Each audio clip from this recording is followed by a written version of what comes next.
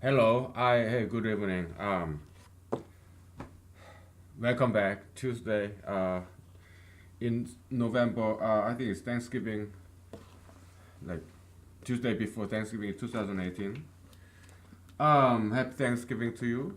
Um, let's see. I think we have a lot to cover today. I have a couple of things in mind. Well, before I forget, let me draw a small diagram. I think we did this before. Let's say it kind of looks like this sunflower. Okay, let's say you have one group, ideological group, right? They have multiple members, right? And then this is a member of that ideological group, but this person, a member of this group, also belongs to other groups too. Okay, so it's a very recursive structure.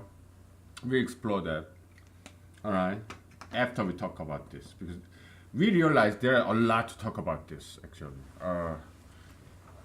This sliding scale of freedom and absence of freedom. Okay. Um, too many rules or too much freedom. Okay. They are antithesis. Okay. So you can say we can come up with a nice equation where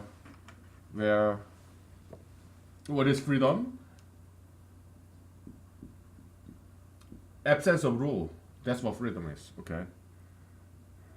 Freedom and what rule?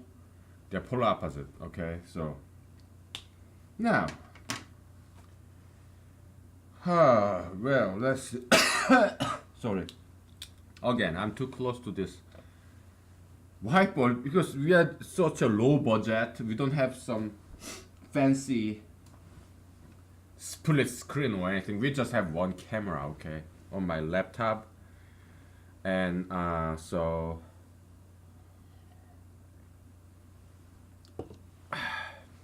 But I need you to see this. It's not necessary you see my face, but you need to see this whiteboard. It's good stuff, man. Okay, very good stuff. So, uh, we want to get rid of zero. Yeah, there will be zero, of course.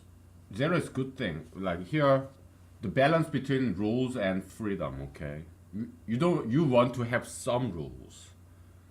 Okay, let's say this 50-50 spot where 50% is no rule, the other 50% are rules. Let's say there are in the world. We don't care about law. Okay, I'm sorry. We are not going to discuss law or legality. Yeah, man, just a little bit. Okay, but we will discuss legality actually. Okay, so okay, because we are talking about every single rules on earth, like written rules, unwritten rules, etiquettes. I think that bears the same word origin. What? Epis. What is the word origin? Etymology. I think, right? Etymology. Yeah, word origin. Etymology. Um, so what's that? Etiquette and ethics. I think ethical etiquette. You know, I think that they have the same word origin, right? So yeah. So etiquette, ethical, yeah, etiquette. It has to do with ethics, some rules, consideration of other people, not being rude. Okay. So like for example, like I run to restaurants sometimes during the lunchtime from where I work. It's like about a mile, maybe a mile and a half. So once it's winter, like November in Alaska, right? So I'm running just like this, with my coat off though, just with my sport jacket. I mean sport coat, blazer, and I take off my coat. I take off my necktie, and I change my shoes because in my car I have running shoes. Okay, so I changed from dress shoes to running shoes, and I have water bottle and I start running to my restaurant. Okay, during the lunch break, it takes me like maybe like what 10 minutes to run that 1 mile. Okay, well I run slow. Okay, so um, why am I talking about this? Because once I get to the restaurant, I'm hot.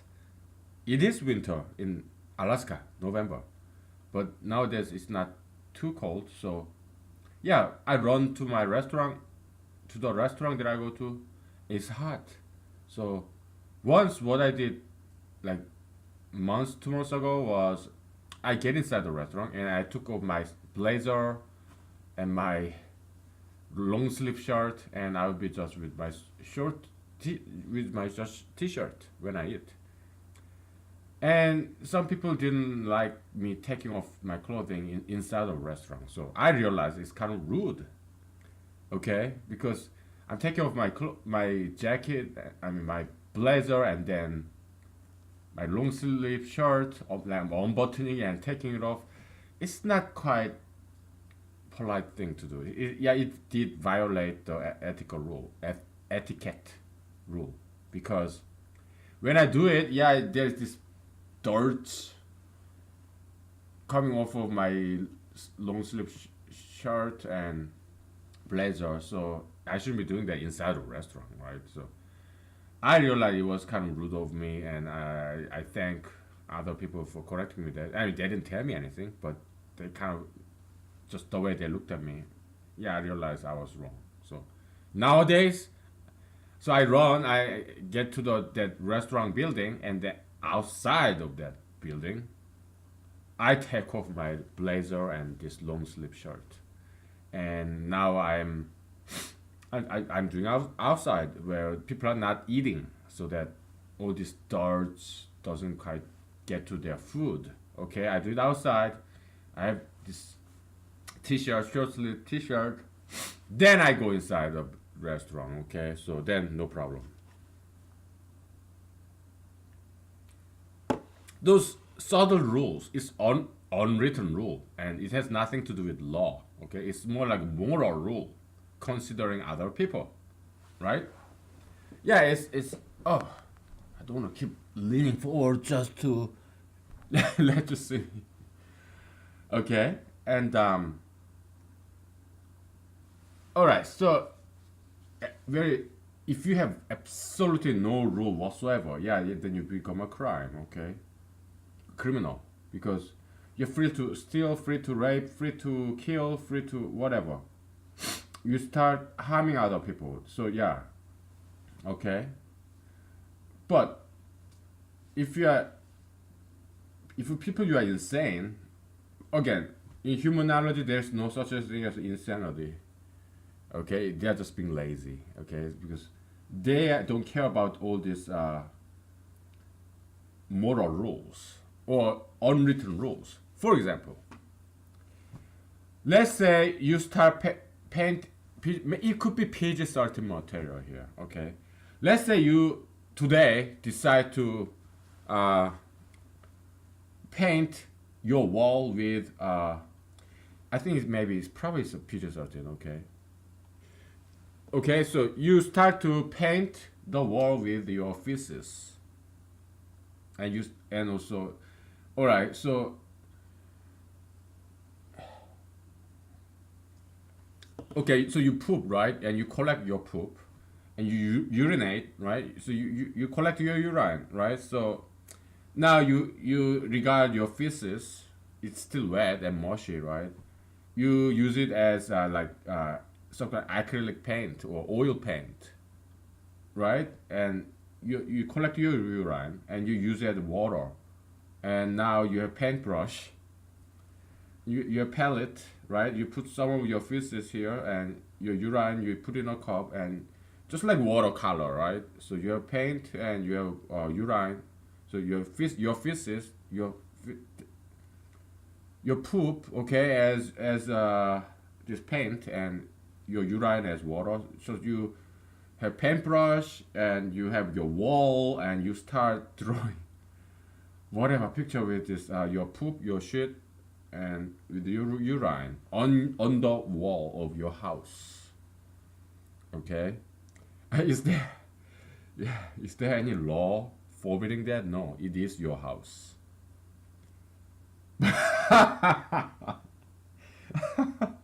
But will people call you crazy? Yes, because you are violating this unwritten rule.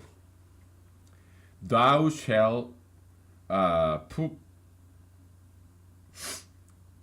in thy toilet and flush it, and never do anything with your feces. Okay, there's no law prohibiting that kind of behavior.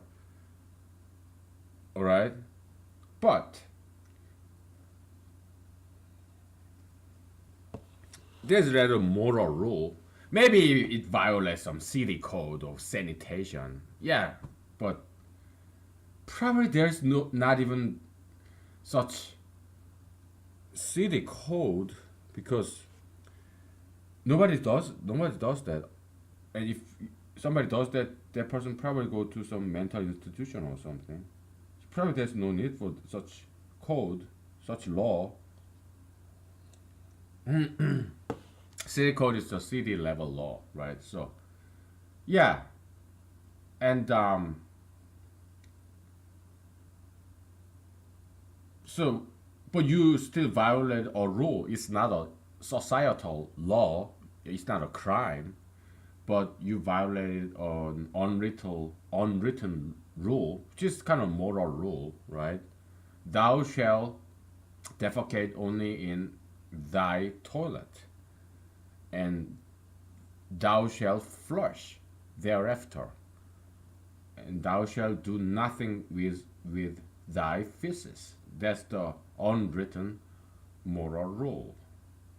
Okay, why? Because it just smell bad, and neighbors they can smell it, and also it's unhealthy to yourself and to your neighbors, right?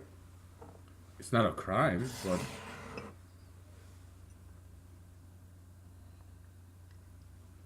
so insanity is all about violating some kind of moral rule or etiquette.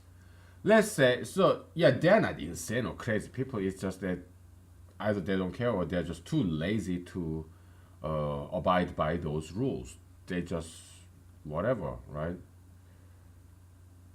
Or if you start talking to yourself in front of other people, let's say you are not with anyone else, nobody's around you, you're alone at home, and you're not in front of a camera, you're not in front, you don't have a, you are not recording your voice with some voice recorder. No, you're just talking to yourself. Does that violate any rule? It kind of does, because there's unwritten rule: thou shalt not talk to thyself, even if thou art alone. So what's the rationale behind this rule? It's waste of energy. Okay, you wanna talk to yourself? Well, why use your vocal cord and your tongue, your lips? Why waste energy? Think. Think all you want when you're alone. It's okay. It's normal. But if you start talking when there's nobody, because the purpose of talking is communication from you to someone else who understand your language. Okay, that's why we have human beings have evolved to have this vocal cord, and it's not a human being. Animals communicate in their own language, like bird chirping, dogs barking, cats meowing, cows mooing. Yeah, they understand each other with those. It's their own language. Okay, we don't. I guess if you're a pet owner, you kind of understand their language too. Like when dogs, when they are herding, they eh, right, and when dogs are pissed, they say, or when your cat is feeling good,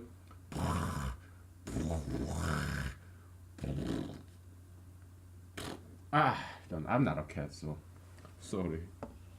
I'm just entertaining you, okay? So I'm an actor. I used to do acting, okay? So I love acting. So this is my entertainment show to you, for you, like one man show, stand up comedy.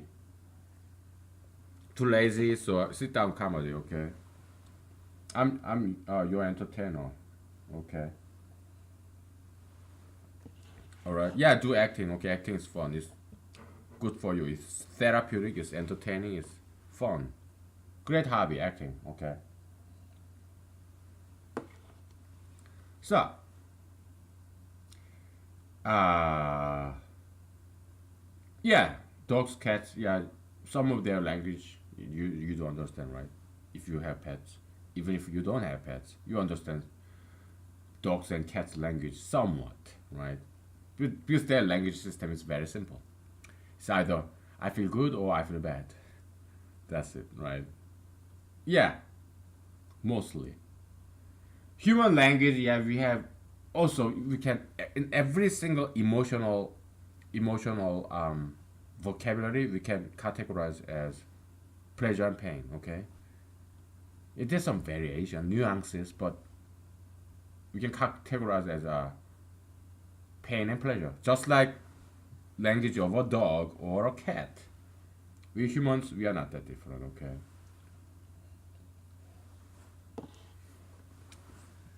Um.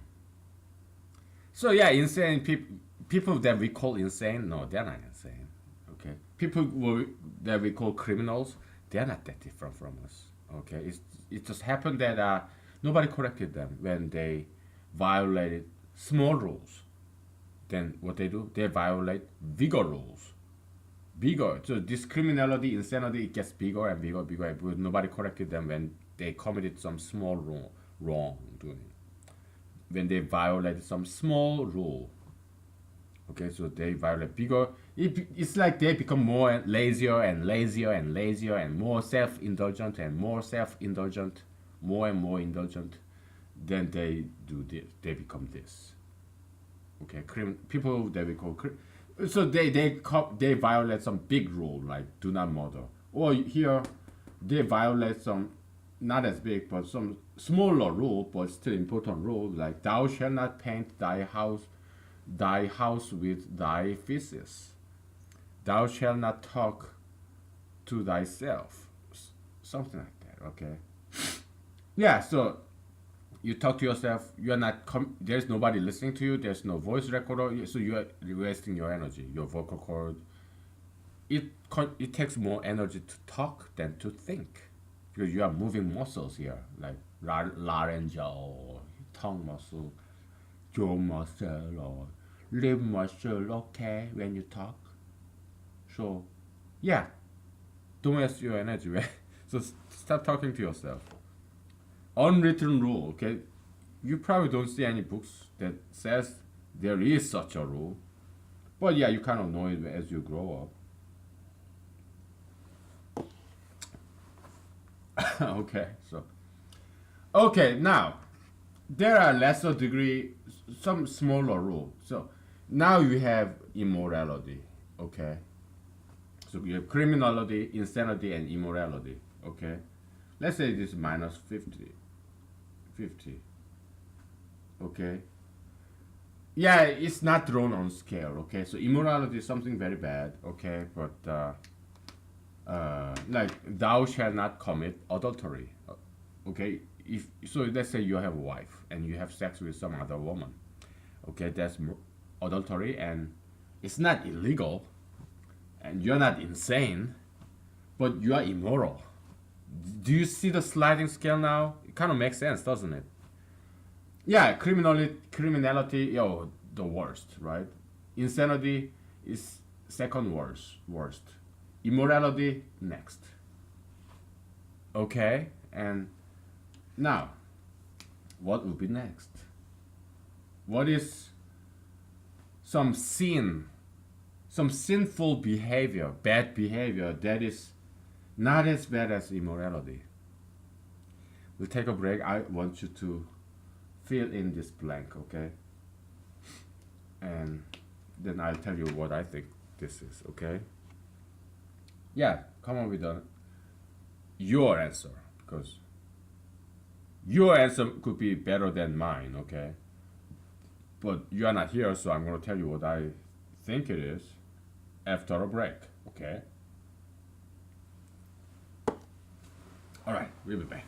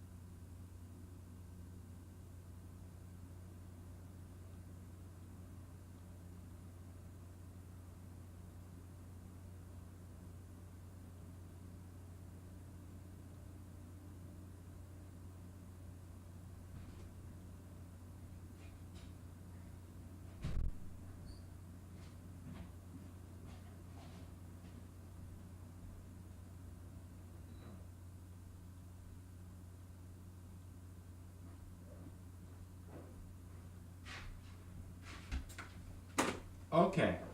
Um, so what's your answer? Well, if you don't have an answer, that's fine. Okay, we are all relaxing. Okay, this is all entertainment here. Okay, so no problem. Okay, I'm gonna give you one. Okay, I'm gonna give you an answer if you don't have one. If you have one, what is it?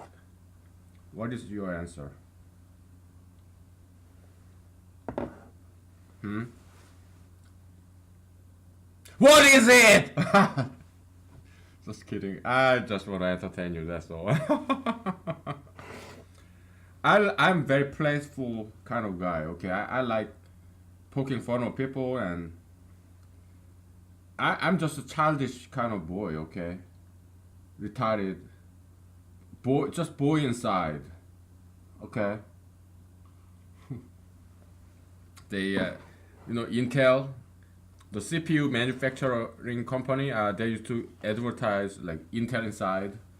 I'm a boy inside. Okay, I have a very childish mindset and personality. I like making jokes and being.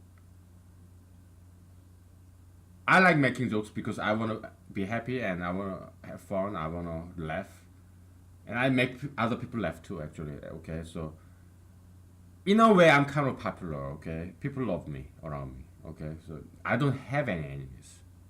All right, they know my politics. They know my ideologies. They still love me. Okay. Uh, they may disagree with me, but so what? You married a girl. You're a man. You married a man. No, sorry. Well, there was another joke. I don't like gay jokes. Okay, I don't do gay jokes because it's all garbages. Okay, to me it's not fun. It's cheap. Okay, people laugh at gay jokes because they are afraid. Oh, it's like you have this dictator, right? He make this lame joke. What do you do? Oh yeah. Oh, it's so funny. You're so funny, Your Majesty. You're so funny. You have an excellent sense of humor, Your Excellency. That's why people laugh at gay jokes. Laugh with gay jokes. Laugh for gay jokes because they're afraid. Okay, they tremble at this gay marriage, religion, state religion of gay marriage. In America and Western world, like Europe, Australia, yeah, that's the national religion. Gay marriage, transgender. Those LGBTism is the state official religion. If you disobey, you shut down your business and you're out of your business and you starve to death. That's your punishment. Why? Because you sacrileged.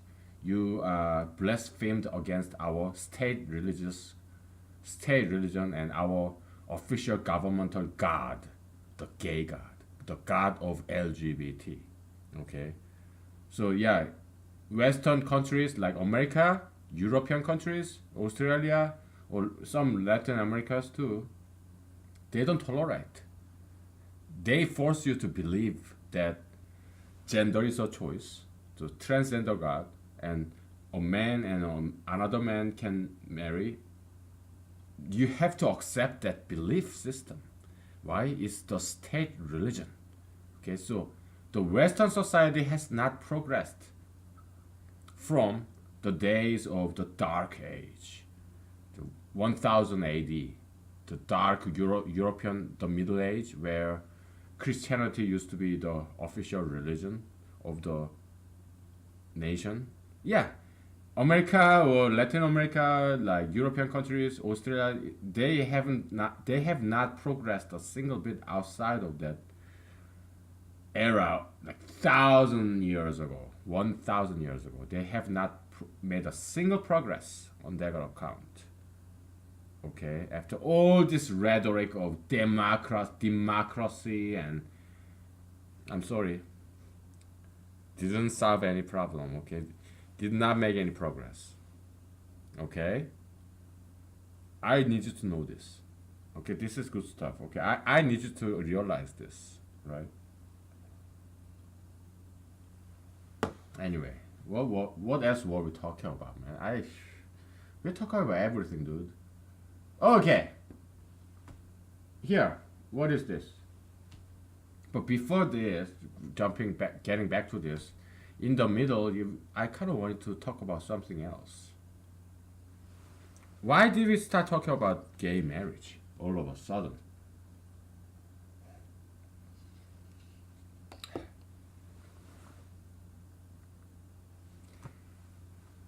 Yeah, laughter. Yeah, joking. So if there's dictator, he makes lame joke. Oh, you just force yourself to laugh because you're afraid of this dictator. Because dictator, this king, makes a joke and you don't laugh, he will kill you. Because, hey man, are you saying I was not funny when I was making a joke? You, it makes me feel bad. So yeah, I will kill you. I will kill you for not laughing when I made a joke for you. I will kill you. So yeah, king dictatorial. I'm not sure how many people that Hitler killed. He made a joke and they refused to laugh. I don't know. I kind of like Hitler. Okay, Adolf Hitler. I don't hate him. I think he has this funny way of this oratorial gesture, like, yeah, Germany, I'm your savior. Yeah, with this theatrical this gesture. Yeah, he's an interesting character. I mean, he killed so many people. That's not good, of course. I'm not endorsing his genocidal, murderous intent. What I'm saying is he's an interesting character, and I kind of like him. Okay. Okay.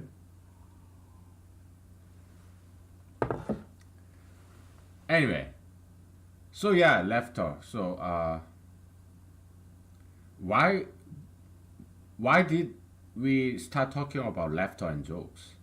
Yeah, I like making jokes, and okay, it wasn't two a man and a man, and it was man and a woman. Okay, one man, one woman, same race.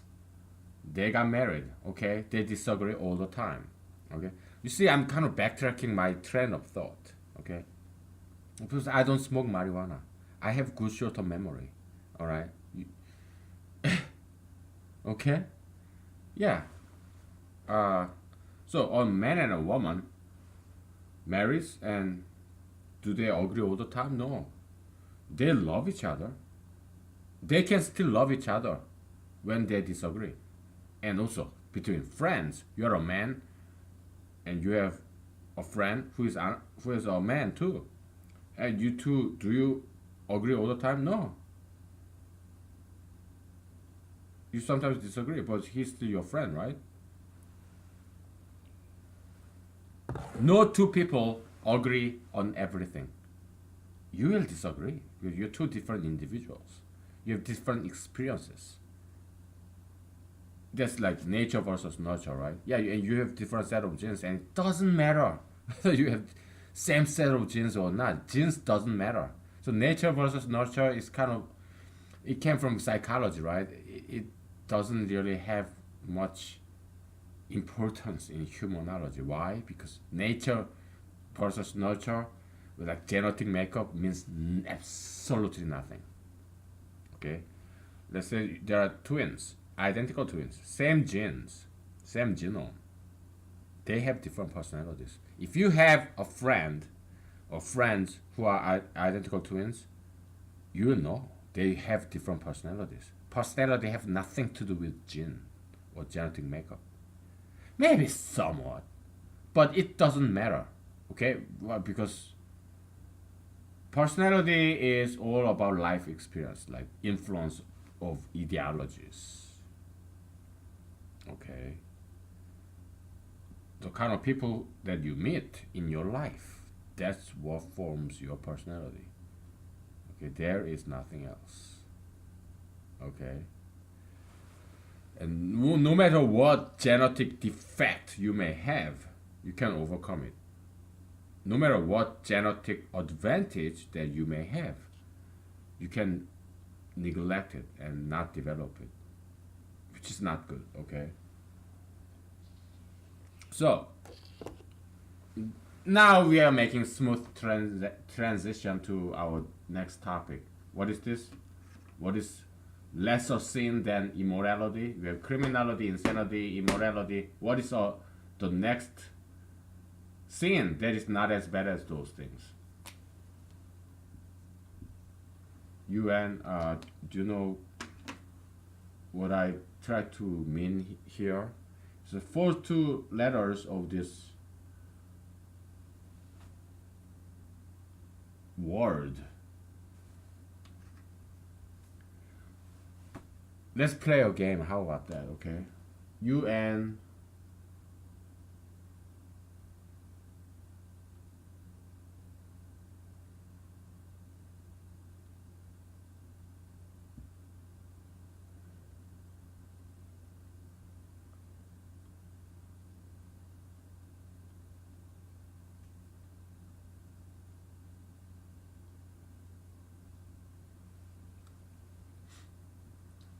One, two, three, four, five, 6, 7, 8, 9, 10, 11. It's like that one of the word. Wheel of Fortune, right? Yeah, when I was in Korea, yeah, we have this what, AFKN, I guess, American Force Forces Korean Network, something like that. Okay, so yeah, I grew up in South Korea. Okay, I was born in America, but grew up in South Korea, and they have this channel, television channel for American military forces, American military personnel who was stationed in South Korea. Okay, and a little bit of story that I experienced in South Korea when I as I grew up. when I was a little kid, I was like 7 years old. There's this Korea in Seoul. I grew up in Seoul, the capital city of South Korea. Okay,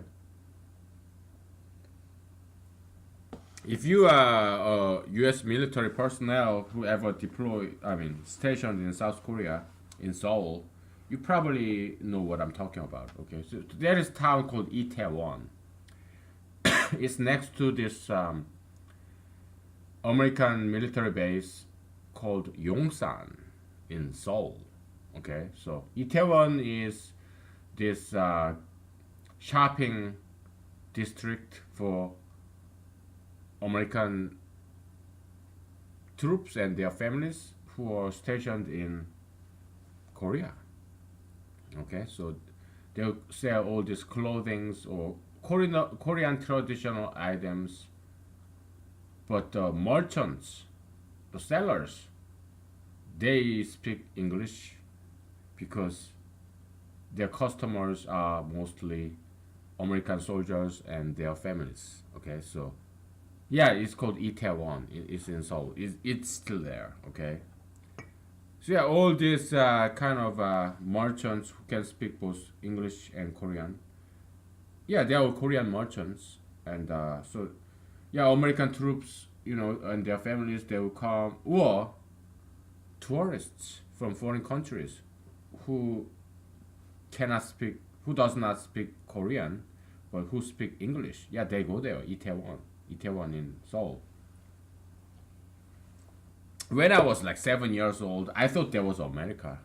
I thought that was America. Itaewon was America because I was a little kid and I've been there because I lived in Seoul. Okay, so it's like what, 30 minutes from my hometown, the town I grew up. So yeah, sometimes I would go there and I see all these white people, black people, Middle Eastern people, Hispanic people, Indian people.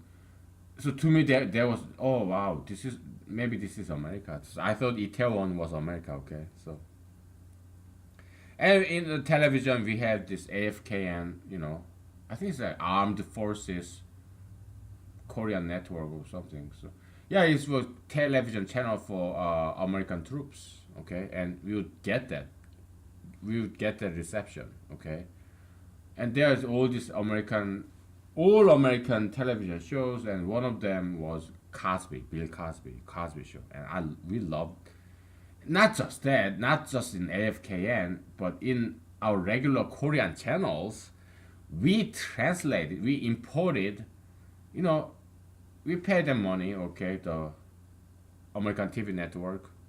We didn't like smuggle it in, no. Maybe China would do that, right? But South Koreans, we don't do that. We don't like. South Koreans are very law-abiding people. Okay, so they're not like some Chinese who just smuggle in and violate the copyright law or patent law. Yeah, Chinese people did that many times, but Koreans we don't do that really. Not really. So yeah, we would have this in Korean channel. We would import this Bill Cosby show, and translate it. Yeah, we pay them of course, and we would translate in Korean, and yeah, we air this show, and we all loved it. Koreans, we all loved this Bill Cosby show, and because there's this little small child, Bill Cosby's granddaughter, I guess, right? They're all black casting, right? So there's the grandchild of Bill Cosby, and she can dance. You're like, wow, look at this little girl who can dance so well. It was so shocking and so refreshing, and Koreans, we never seen anything like that ever before. Okay, so yeah, we loved that show, Bill Cosby show. We loved it. We translated it. The voice actors and voice actresses. Yeah, they had this voiceover. It wasn't subtitled in Korean. No. They were actually Korean voice actors and Korean voice actresses who did the voiceover, so that when we watched those Bill Cosby show episodes, it's all Korean actors and actresses doing the voices for this African American men and women in that show. Okay, we loved it, right? So Koreans love African Americans. We love them. Okay, because well, first of all, they're very beautiful. African American men and women, they are very, very beautiful people. Okay, they're just beautiful people. Okay, so and also they are very friendly and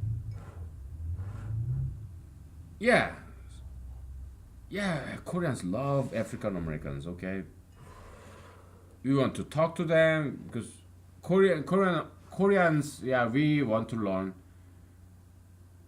Well, maybe you're I don't know if you get offended if I say we Koreans because do you want me to be an American or do you want me to be a Korean? Depends on your point of view. If you want me to be a Korean and not American, probably you like it. You like it when you hear me say we Koreans. But if you want me to be an American and not rather than a Korean guy, then probably you don't like me saying we Koreans. You rather want me to say we Americans. So, but let's say you are a child. Everybody is a child of one father and one mother. Okay, it's just biological reality. You have a, let's say you have two lesbian mothers. Lesbian mothers. She has an egg.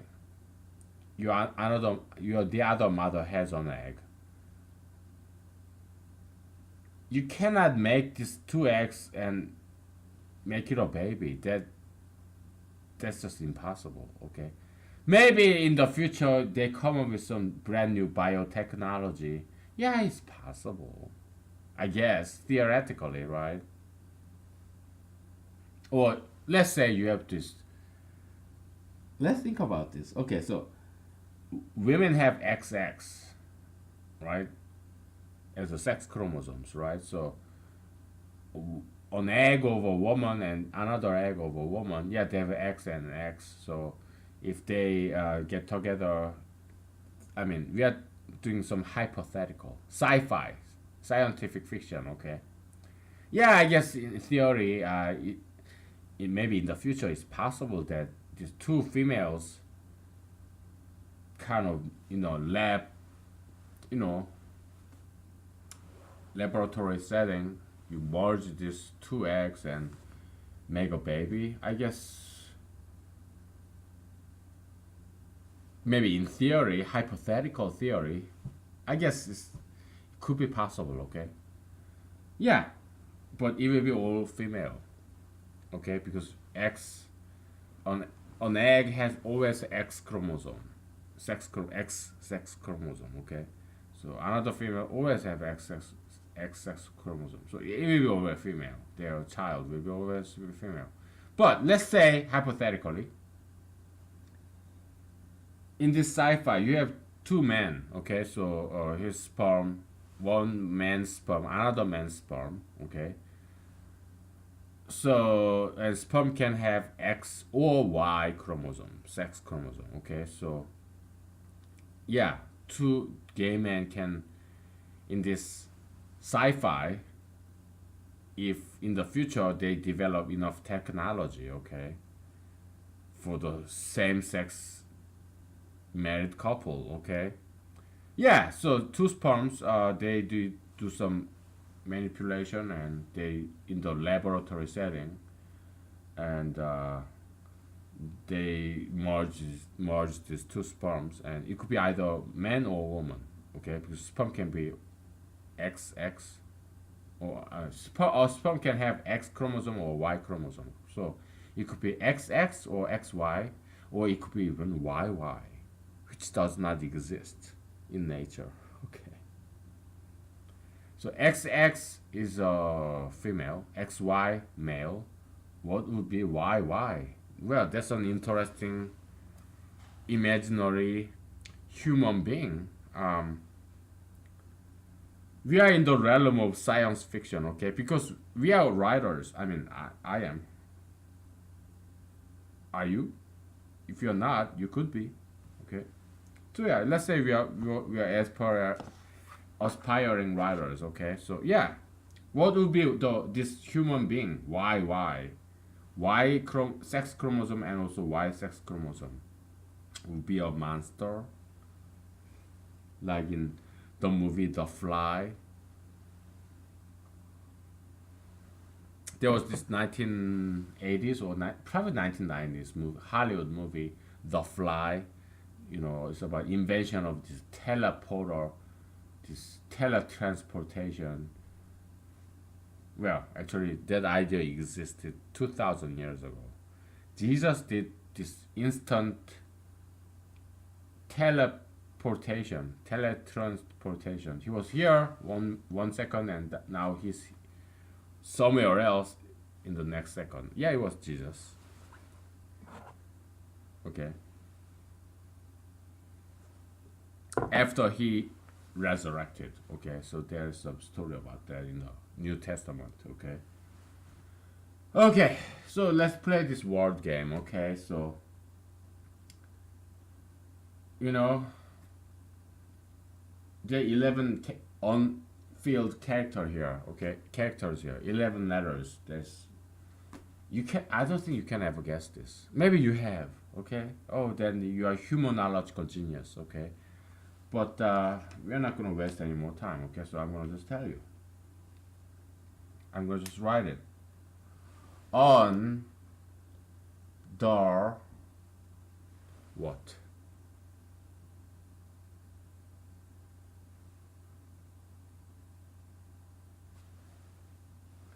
Because I want to play you, okay? I don't want to just give it to you. No, I want to play a little game. I want to play a living game. This what? Pull of a tug or tug of pull. I'm playful, okay? I'm very naughty, so you don't mind. I don't think you will. Anybody would want me to just give it to you. I mean, are you a busy person? I'm not. I'm not that busy. Sometimes I am, but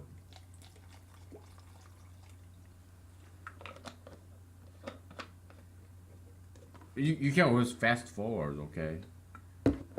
It's a recording. You can fast forward if you want.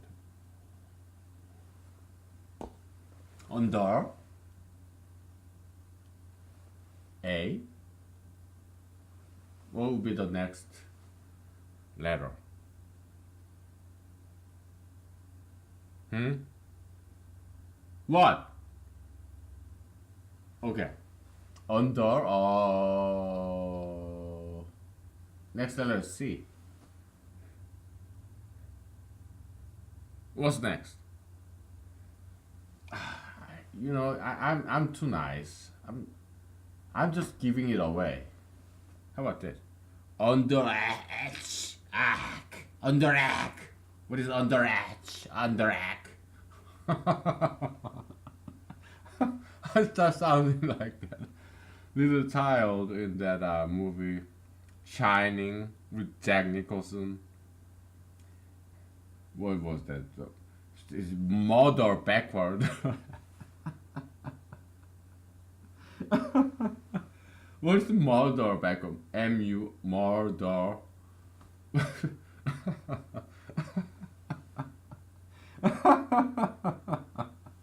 I'm laughing like a joker, also played by Jack Nicholson. Such a great actor. Red Rum, Red Rum. Yeah, Shining was a wonderful movie. Okay, was Stephen who's that writer? Horror writer, horror fiction writer. Stephen something. I don't know. Great movie, great story. But I don't remember the writer's name. Okay.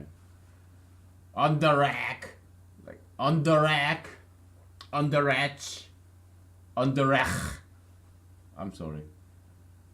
On the rack. key, underaki. Sorry, I'm just having fun, okay? I mean, my day wasn't that long, okay, but it was kind of boring today, okay? So I don't have a girlfriend, okay, and I don't make much money. So you gotta cut me some slack, okay? Because I'm trying to cut. I'm trying to pick up some slack, okay? Like I don't have a girlfriend. I don't get to PG-13, all right? Unlike you, yeah, I don't have a girlfriend. I don't have a date, and I don't get to see a woman, and I mean as a date. So I don't get to chat with my girlfriend or date. So yeah, I'm just having fun doing this, okay? And so yeah, I hope I'm entertaining you. I hope I'm not frightening you or freaking you out. You are having fun too watching this, okay? So, all right. Underaki. Probably you kind of know where I'm going at, huh? I'm trying to distract you because I don't want to just give it away. I'm trying very hard so that you don't guess this. I'm trying very hard so that you don't guess the rest of the word. Okay, so because I don't want to give it away to you. How about this? 언더라치에 운데라키에. And this is kind of smoking cigarette right here. Okay. Okay, I give it away. Okay, underachiever, alright? Underachiever. Yeah, so let's say I'm an underachiever myself. I am. I still am. I'm 40 years old. I'm making average American salary. I'm not gonna tell you what it is. Just look it up in your favorite web browser. What American salary, average salary is. That's what I'm making at the age of 40 after college degree in America with 3.9 out of 4.0 GPA, and I've been to for 2 years Ivy League school, PhD program on a scholarship, and after that I made a movie and feature length, nice, not short film. I did make one short film when I was in school in my video production class. Yeah, it was full feature length, like 70 minutes long movie, 1 hour and 10 minutes. I did that, and I joined the U.S. Army, and I got honorably discharged after 4 years of service, and I was deployed to Afghanistan for a year. So I'm a combat veteran, although I was never in combat. Yeah, but I deployed to a combat zone. After that, I went to law school and graduated in 2 years. And I'm 40 and I'm still making average American salary. I am probably the worst underachiever in the world that the humanity has ever witnessed and also ever will witness. I am the one and only, the worst failure, the worst underachiever. Okay, that's me. All right, and I still am an underachiever. Okay, and Jesus said, okay, there are these three guys, okay, and the Lord gave the person A, they are all servants, employees of this Lord, employer, okay, master servant. It's just different language, same concept. Back in the days, they call them Lord or Master, and their employees they call them servants or slaves. Sometimes, if it's more permanent basis. So yeah, okay. Let's use the language that you're familiar with. Okay, yeah, your boss. Okay, you have two colleagues. You, you're Adam. Your colleague Brian, Charlie, ABC. Your boss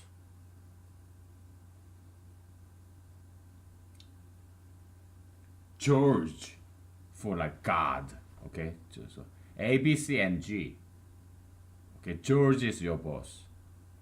So, Adam, I'm gonna give you $1. I want to invest $1 and multiply. Now, Brian, I'm gonna give you $5 because I think you kind of look smarter than Adam.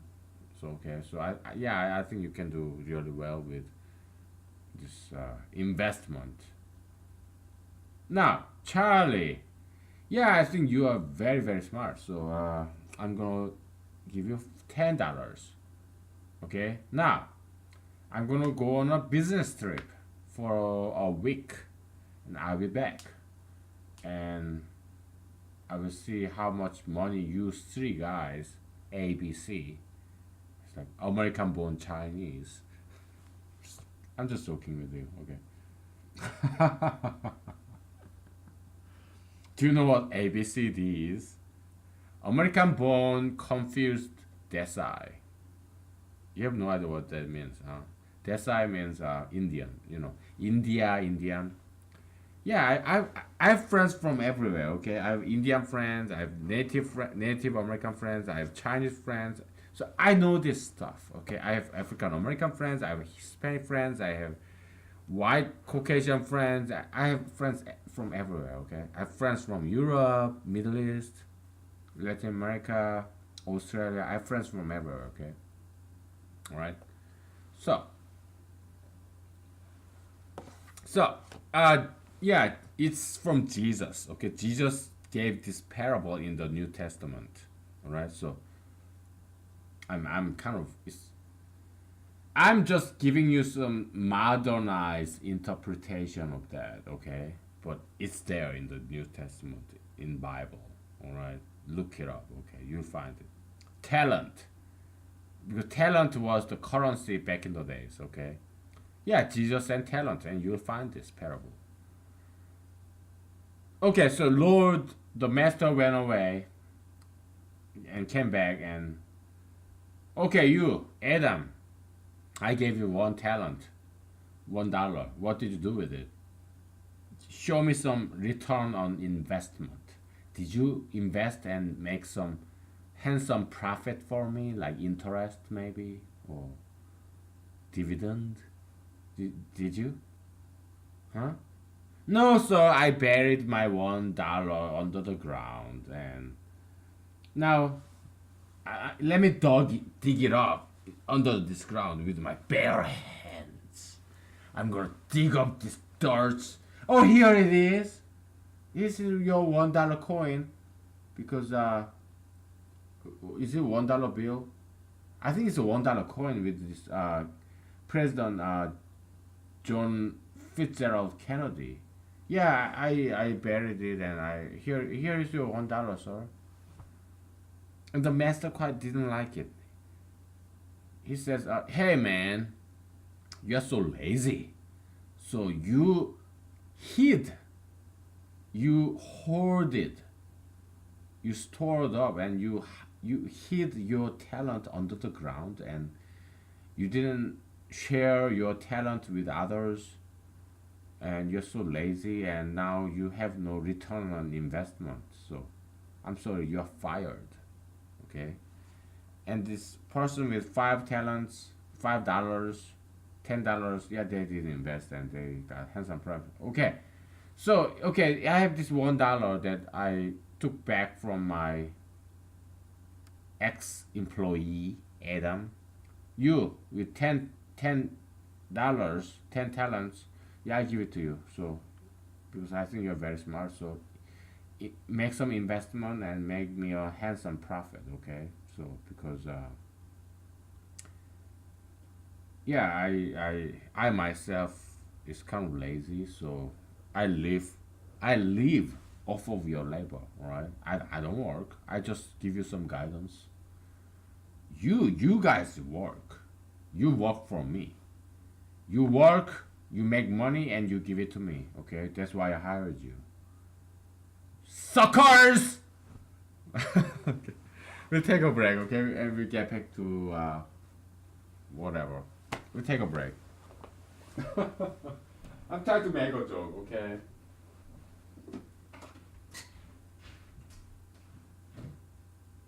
All right.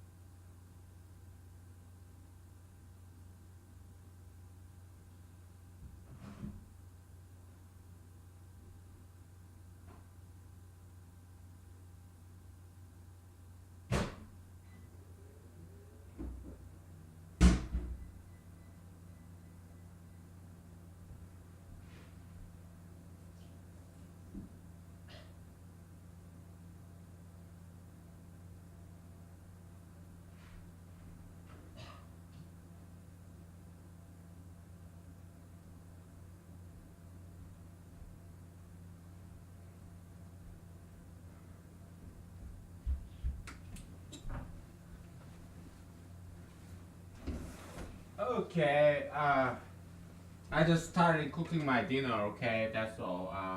But we'll be back.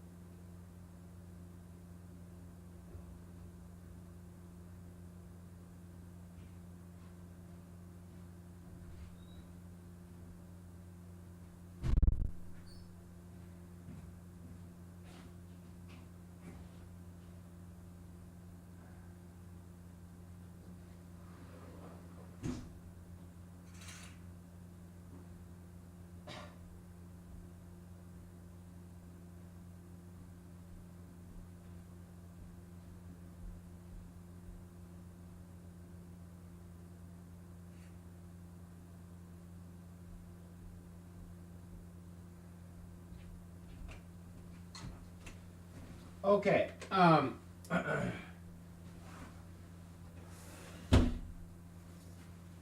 Let's let's take a break from this discussion of this spectrum of freedom on one side and rules on the other side. Let's talk about childishness, childlikeness, this innocence, back to the innocence, that kind of stuff. Okay, we'll talk very briefly. So, but it's kind of profound point. And Jesus said, you know, you should be more like children. That's what Jesus said, right? So, it's very simple, plain English. There's no mathematical equation with it. That's the teaching of Jesus, plain English, right? It's so easy to read, but there's some extremely profound truth in there.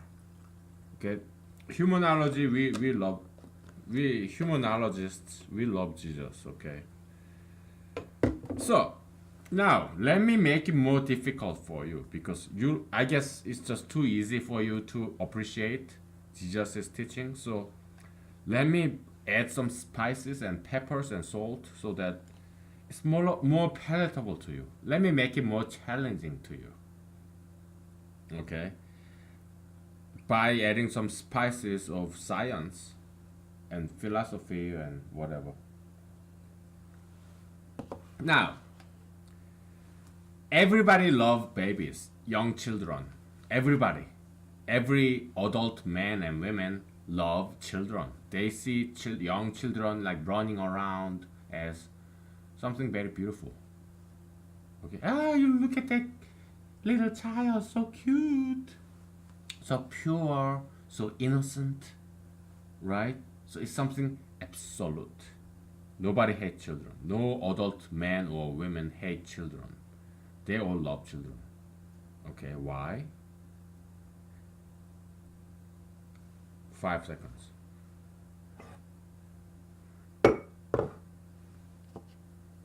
Okay, a hint. Evolution. Give me some evolutionary logical explanation why we adults love children and perceive beauty in them. Every single adult. Why do we perceive young children as beautiful? I want you to give me some evolutionary explanation, logical explanation. Give me some evolutionary logic. By now you should know if you've been watching all this, or a couple of this, a dozen of this, a couple hundred of this. Yeah, okay, give me an explanation. 5 seconds, ladies and gentlemen.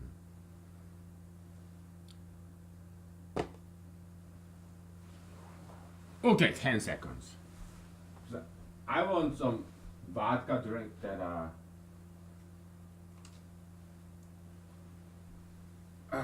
that's been sitting here, but it's been a while since which it's been a while since I drank off of. Trying to speak English here with correct grammar. It's not easy for me. Okay, it's still not, because English is my second language. My native language is Korean. Okay, because I grew up in Korea. Okay, well, I'm still growing up. Yeah, I want everybody to continually grow up on all the way until they die. Okay, because you need to grow up all the way until you die. Okay, you want to learn something, you want to develop your character. Never stop learning. Okay. So, all right, time's up. Okay, what's your answer?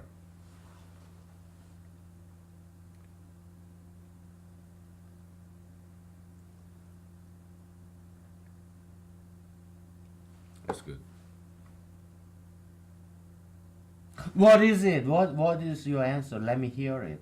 I'm all ears. Like this. I'm all ears. Okay. What is your answer? I cannot hear you. Speak louder. It's like this, okay? If you ask me, my version of answer, my answer would be this. I think we talked about this before. Let's say there are two mothers, okay? One mother hates children. She has this mother A has this gene, genetic mutation, who perceives ugliness in a newborn baby or in a child. So what she doesn't take care of her child. So her child dies.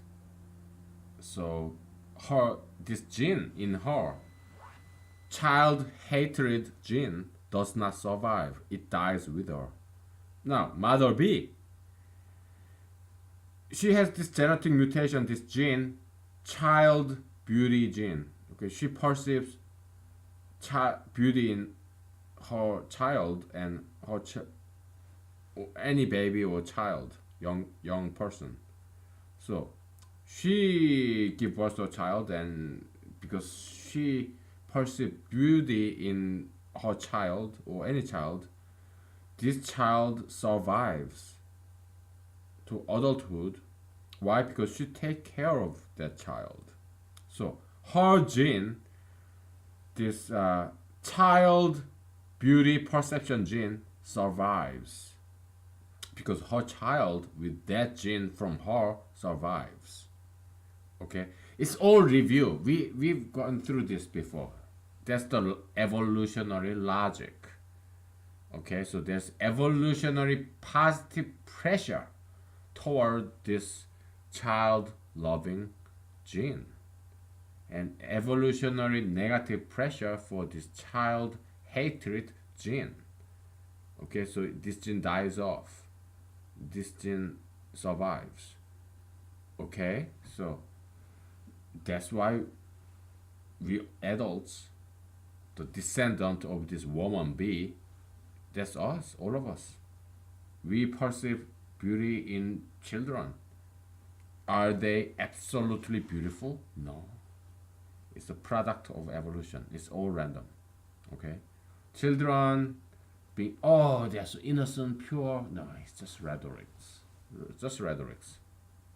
Behind the scene, the substance level, beneath the surface. That's what it is, okay? People who perceive beauty in children, well, their children survive because they take care of children. Why? Because they perceive beauty in children, so children make them happy, so they want to preserve and protect the children. So yeah, their children survive, and this child beauty perception gene survives. Okay, there's nothing special about children. It's all random. Okay.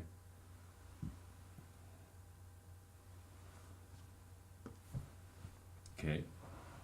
This one way to look at it. This evolutionary viewpoint, biological point of view.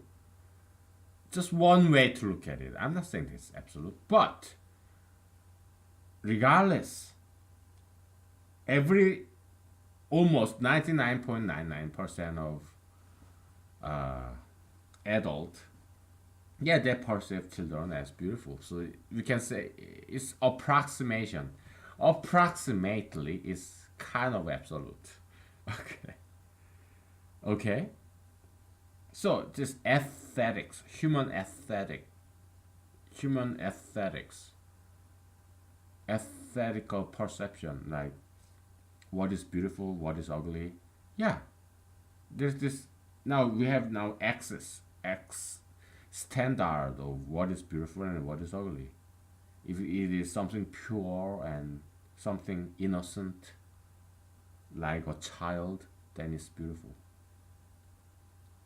Otherwise, if it is something dirty and polluted, something impure, then it's ugly. So what are some examples of impurity?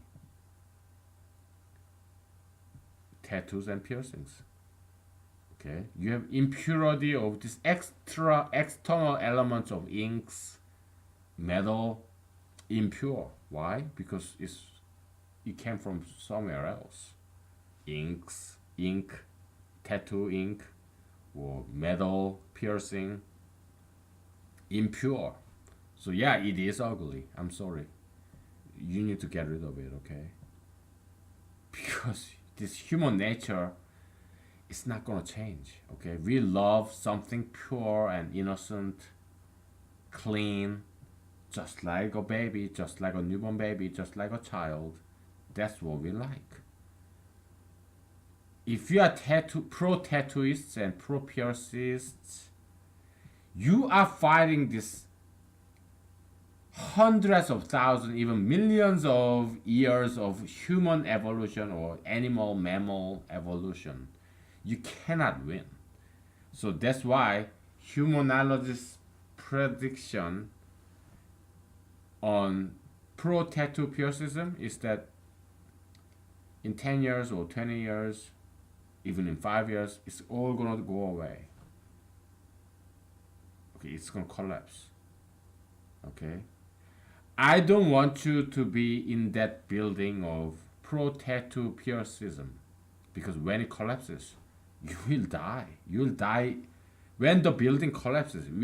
If you are still living inside of that ideological, metaphysical building of pro tattoo piercism, when it collapses, you'll die under it. The devil of tattoo piercism is bound to go to hell. And if you don't get out now, you will go down with that devil. Okay?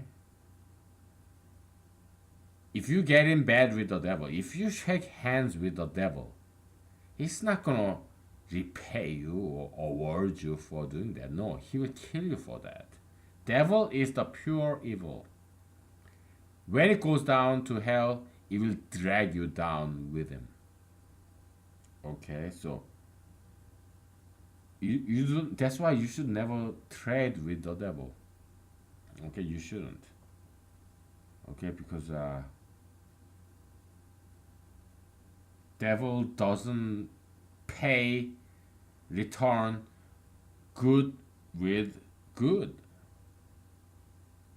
Devil is that mouth that bites the feeding hand. Okay? If you give money to the devil, it will bite your hand. You don't want to deal with the devil. Like tattooism, piercism, gayism, marijuanaism, plastic surgeryism, all that evil ideology, sugar fetishism, all that stuff. Okay? There's no good in it. Okay? That's the biblical definition of devil. There's just no good in it. Good in it. It's pure evil. You need to get out of there, okay? I'm telling this on your behalf. So, well, it's your life. I cannot live your life. Okay? I cannot live your life for you. It's your decision, okay?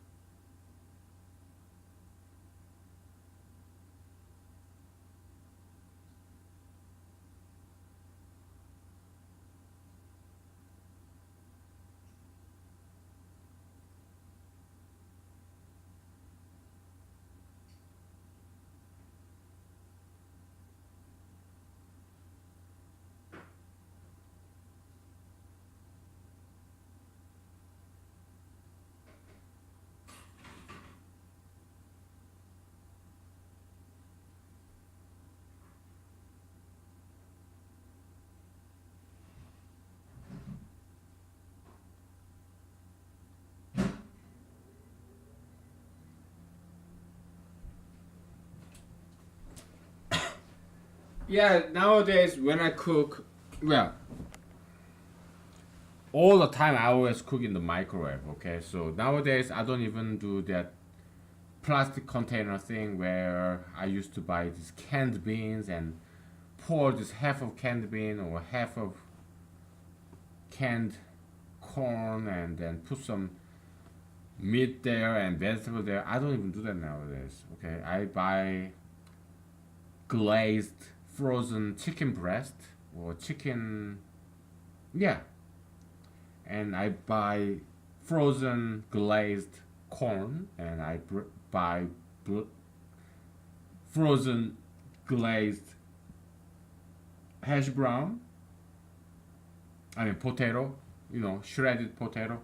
There's no added oil there. Okay, no oil, no fat, just potato, shredded potato and corn and they're all frozen. And I put when I want to eat something, I just put them in one plastic container and I microwave it for like 10 minutes, 15 minutes, 20 minutes, whatever. Now, I went back and sliced this chicken and so they kind of get evenly cooked. It's about time for a break, but let's do something more. Yeah, underachiever, okay? So there's criminality, insanity, the immorality, and then there's underachiever. There, so it's not as bad as being immoral, but you're just being lazy, maybe. And I'm lazy. I'm underachiever. And so it's like this. Yeah, I'm kind of guilty of this. Okay, but at least I'm trying. I'm trying to be the president of the United States in less than 2 years. Okay, but yeah,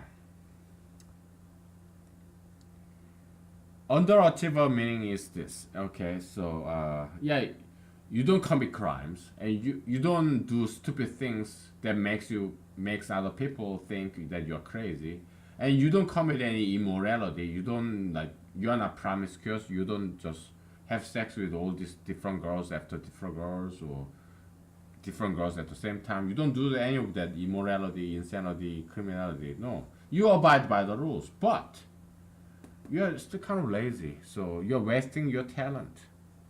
Okay. Maybe you work in Walmart.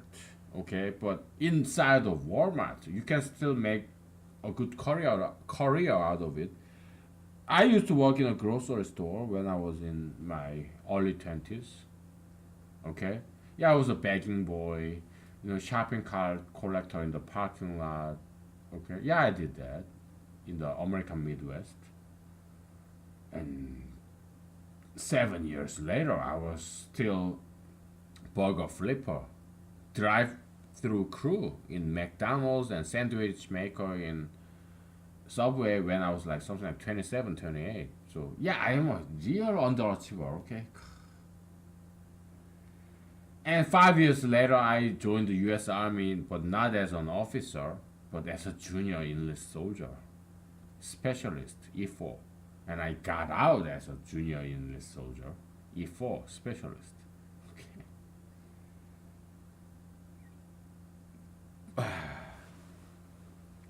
Yeah, I am a very underachiever. But here is my defense. Okay, so I am playing this double role of being my own prosecutor. So, hey you are guilty of underachieving.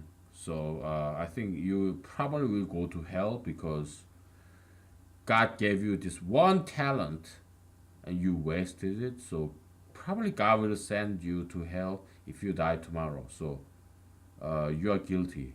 Okay. But I claim innocence. I committed no sin. I claim that I have done my best.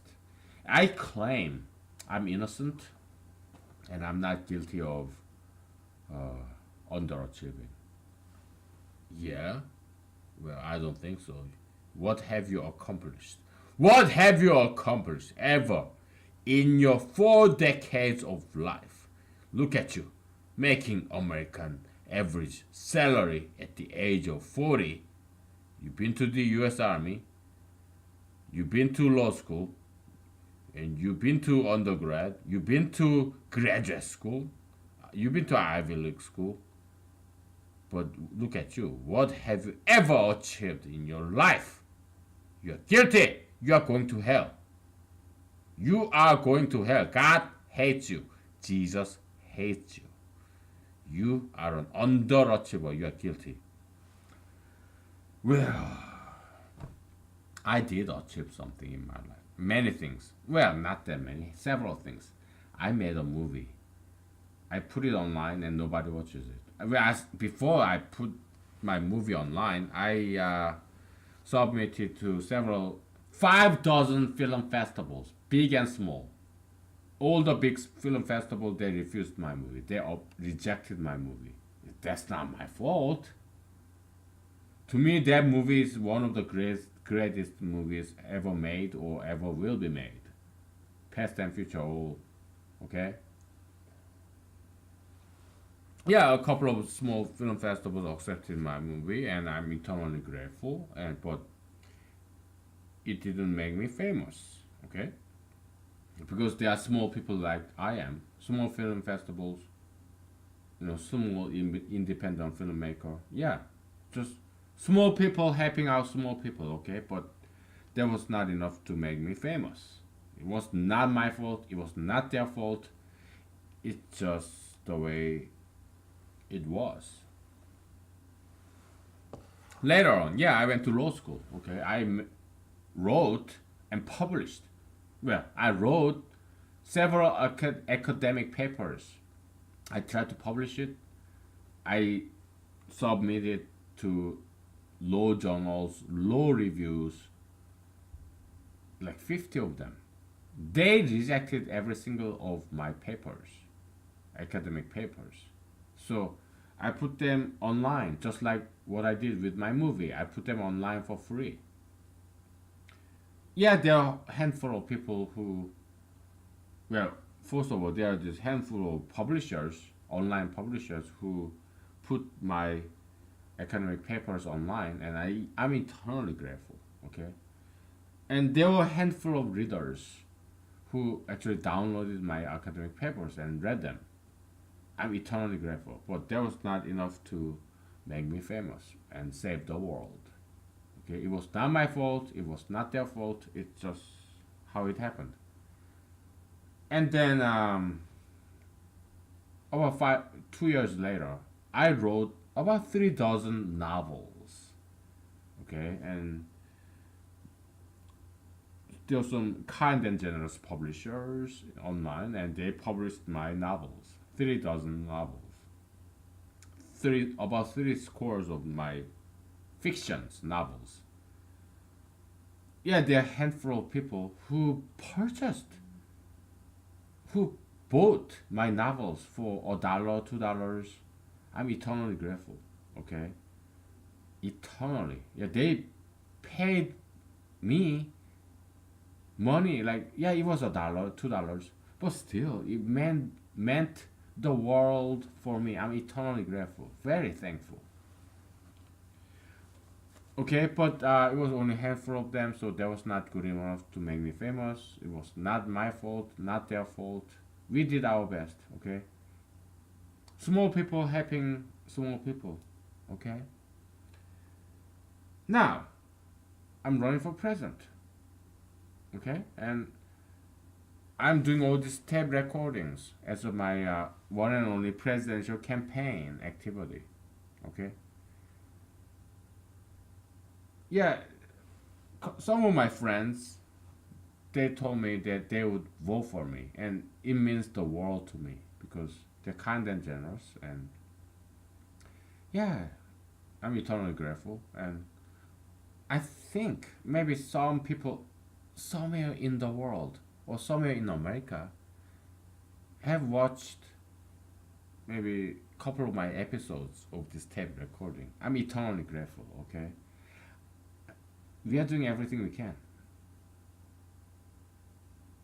Okay? Because I know Bible, man. I know I've read Bible like 3 times from cover to cover, every single word. Okay, I know Bible like no one else, and I understand Bible like no one else. Okay, so Jesus said, if I whisper in your ear, like, if I whisper in your ear, you broadcast it on top of the world, like on top of your roof, on top of the roof of your house. You yell to the world that what I taught you in secret, what I whispered in your ears. Okay. To me, humanology is from Jesus. It's from God. It's from Holy Spirit. It's from Bible. Okay. I mean, Jesus or God never spoke to me in my ears, but that's how I interpret. Yeah, all this from other people. Okay, but it's from inspired by Holy Spirit. Okay, so why? What is Holy Spirit? Not good knowledge, wisdom, ethics, morality. That's how humanology interprets the term, biblical term, Holy Spirit. It's something good. Okay. Spirit, invisible spirit, knowledge, morality, ethics.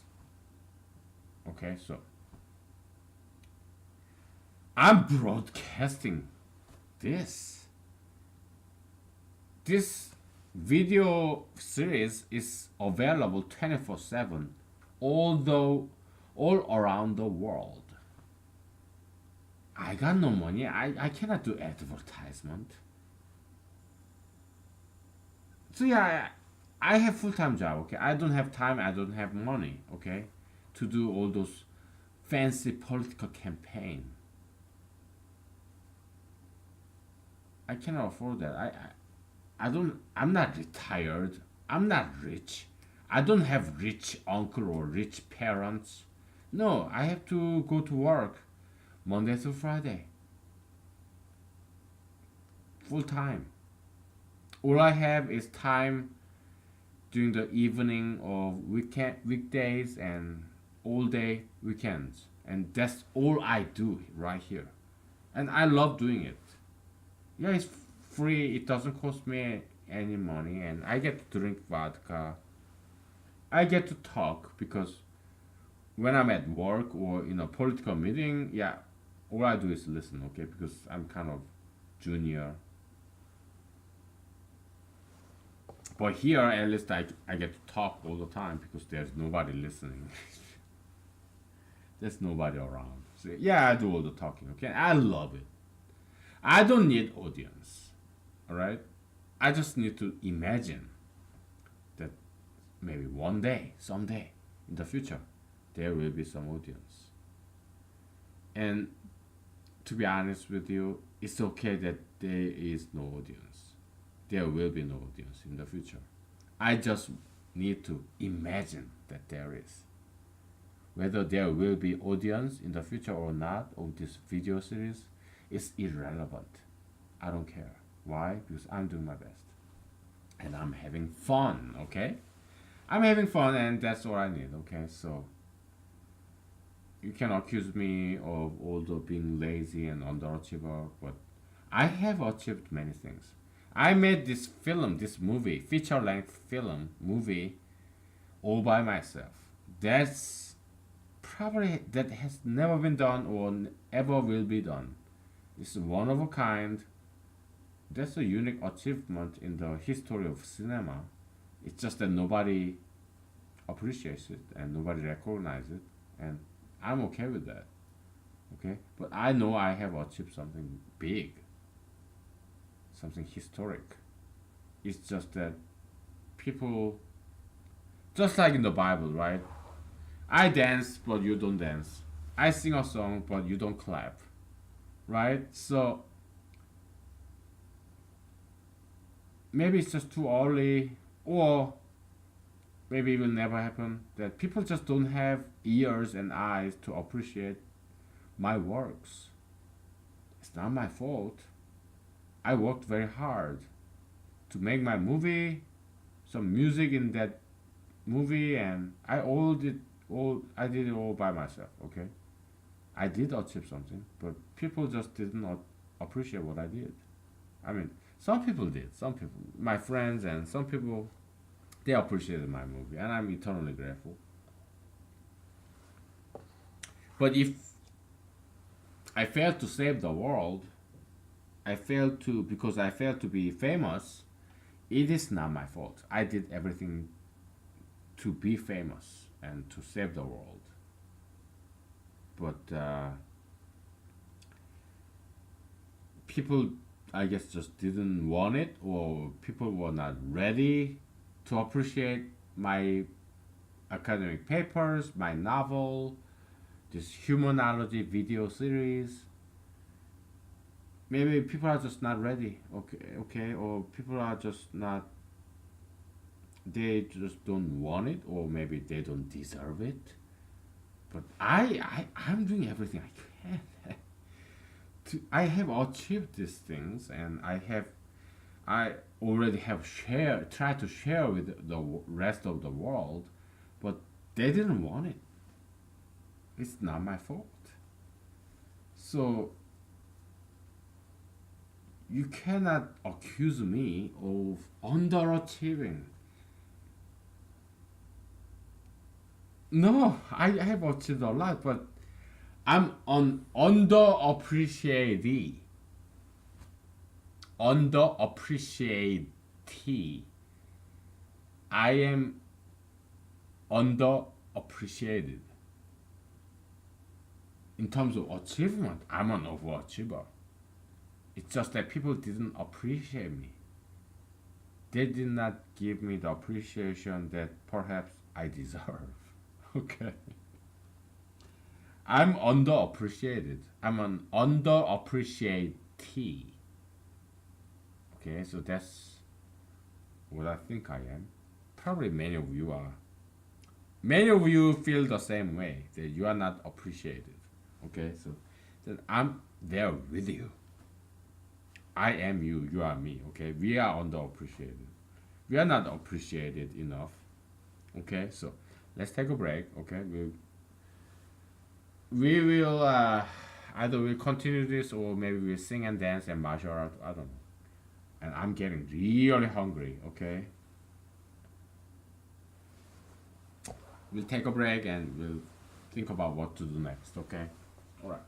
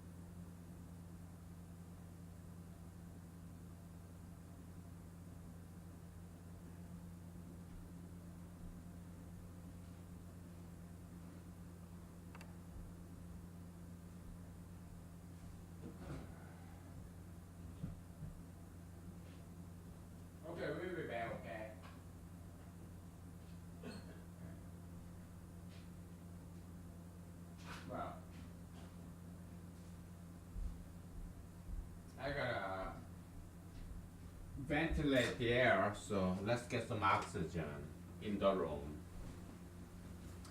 All right.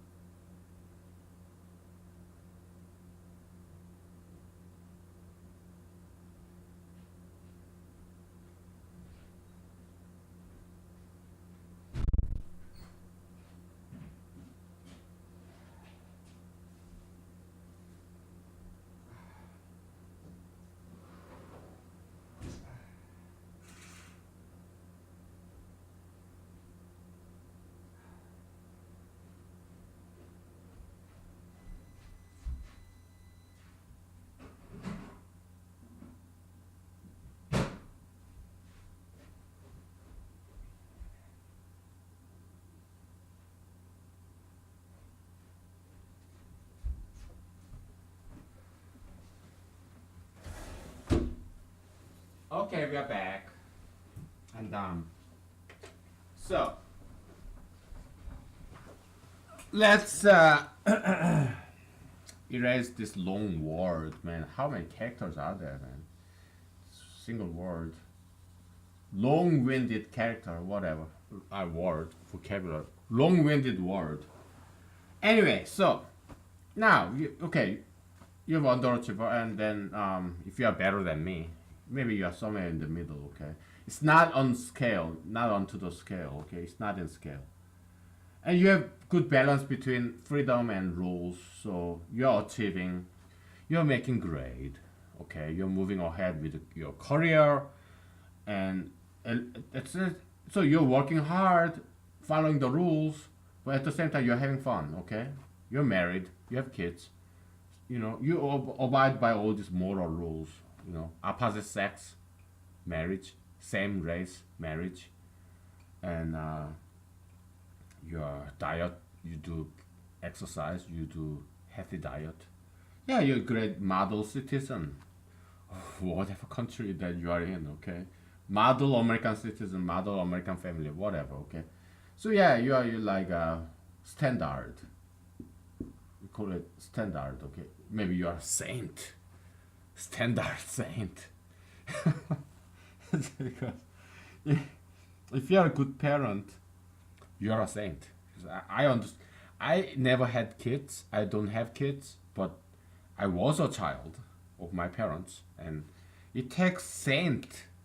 It takes a saint to be a good parent. You're working full time. You come home. You take care of your wife and kids, or your husband and kids. Okay, you're a saint. You work 24/7. Even in your dream, you meet your spouse and your kids, and you educate them in your dream. Okay, you work 24/7. You're a saint if you're a good parent, and if you're a good spouse, if you're a good child of your parents, yeah, you're a saint. I don't care whether you are not rich or you are not famous, you are not powerful. I don't care. Okay? That's what my political presidential campaign is about. Average Americans, representing every average Americans. Me, my friends, they are all you. Okay? On the outside, yeah, we look average, but on the inside, we are exceptional individuals. We are the saints. Okay? We are the geniuses. Okay? We are the bedrock of democracy. Okay? So, all right, you standard saint. Okay? Kind of funny way to say it. ST, standard saint. Standard. You're the standard, and you're a saint.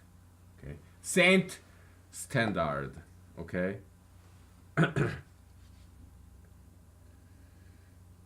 Now, we are going to the other extreme. Too many rules. What are you? Workaholic.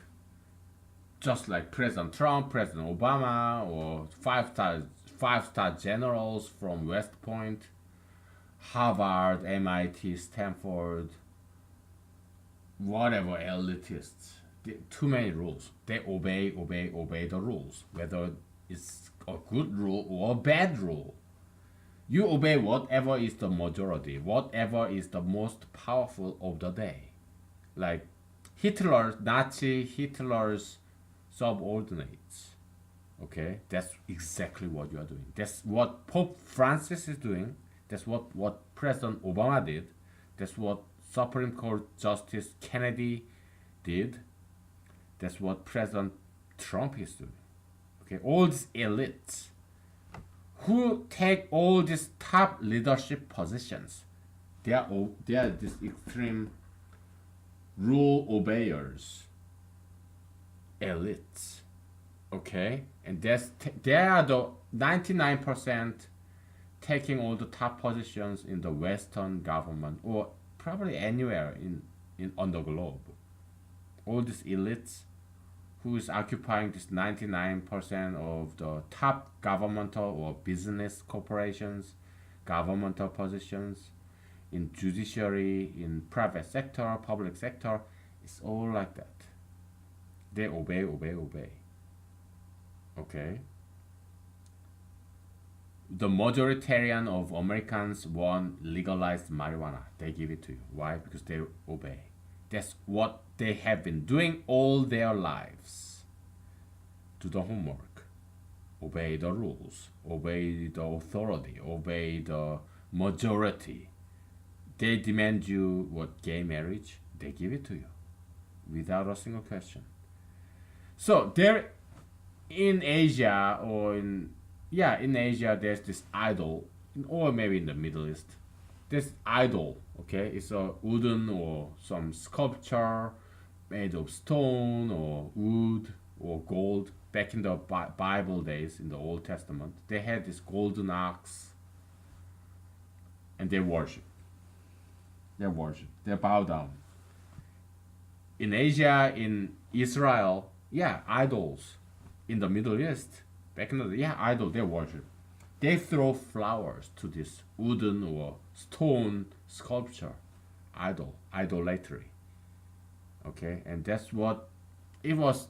It's been like that for thousands of years, all the way back from the days of the Moses in the Old Testament in Bible. back in the day in Asia. Okay, this idol in the Middle East. Yeah, they have wooden or some metallic or stone sculpture, and they bow down. They throw money, flowers, all their talents and wealth to this idol. That's what we are doing right here in America in 2018. After 5,000 years later, 7,000 years later from the days of Moses, they're doing the same thing. History truly repeats itself. History really repeats itself, okay? This idol of gay marriage, this ideological ideology, this metaphysical ideology, okay? So you are what, Harvard Law School professor, or you are Stanford sociology professor, or you are what, Princeton psychology professor, or you are Pope Francis of Roman Catholic Church, or you are the President of the United States. They dedicate, or you are Supreme Court Justice like Justice Kennedy, or Justice Ginsburg, or Justice Kagan, Justice, who's that Hispanic lady? Sotomayor? Yeah, Justice Sotomayor. Yeah, all this, or CEO of Amazon, or CEO of Facebook, CEO of all these big corporations. They have big power, fame, or Lady Gaga, Katy Perry, or Madonna, Hollywood celebrities, all these big and famous, powerful, rich, famous people, they throw their money, their power, their fame, their flowers to this idol of gay marriage, transgender surgery, or marijuana legalization, and idols, idolatry, okay? They dedicate everything that they have to this God, foreign God, heathen God of gay marriage, transgender surgery, transgender bathroom, legalization of marijuana, plastic surgery, obesity, and yeah, that's what tattoo piercism, ultra interracialism, okay? Look at this National Geographic, or all those famous Dancing with Stars, famous magazines like New York Times, like famous newspapers, New York Times, Washington Post, famous TV channels like CNN, and famous TV shows like Dancing with Stars, or famous magazines like National Geographic. Yeah, they worship ultra interracialism, the Satan, the devil of ultra interracialism, where there's this model type young white girl, slender and so beautiful white girl, is married or dance with this ethnic man, non-white man. What results? Extinction of Caucasian race, destruction of something very beautiful, the Caucasian race. They advocate for it. All right. Ultra interracialism is ethnic man marrying gorgeous, beautiful, model type, slender, young white woman. Okay, and they are all for it. Why? Because they are devil worshippers. They are Satan worshippers. They want to destroy what is the most beautiful. Slender, white, blonde hair, blue eyed, Caucasian girl. They want to destroy it by marrying her to ethnic men. Their children will not be white, will not be blonde, will not have blue eyes. White gene is now destroyed, it's gone extinct. That's what the devil wants. Satan. Satan, devil, is the destructionist. It wants to destroy everything that is beautiful. Okay? That's what you're doing in America. Okay? It is so sad. I am very sorry.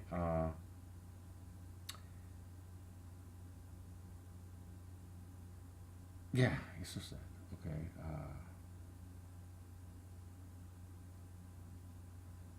Just imagine a world where there's no more white race. Everybody's just brown. There's no more blonde hair. There's no more blue eyes. Everybody just look like me.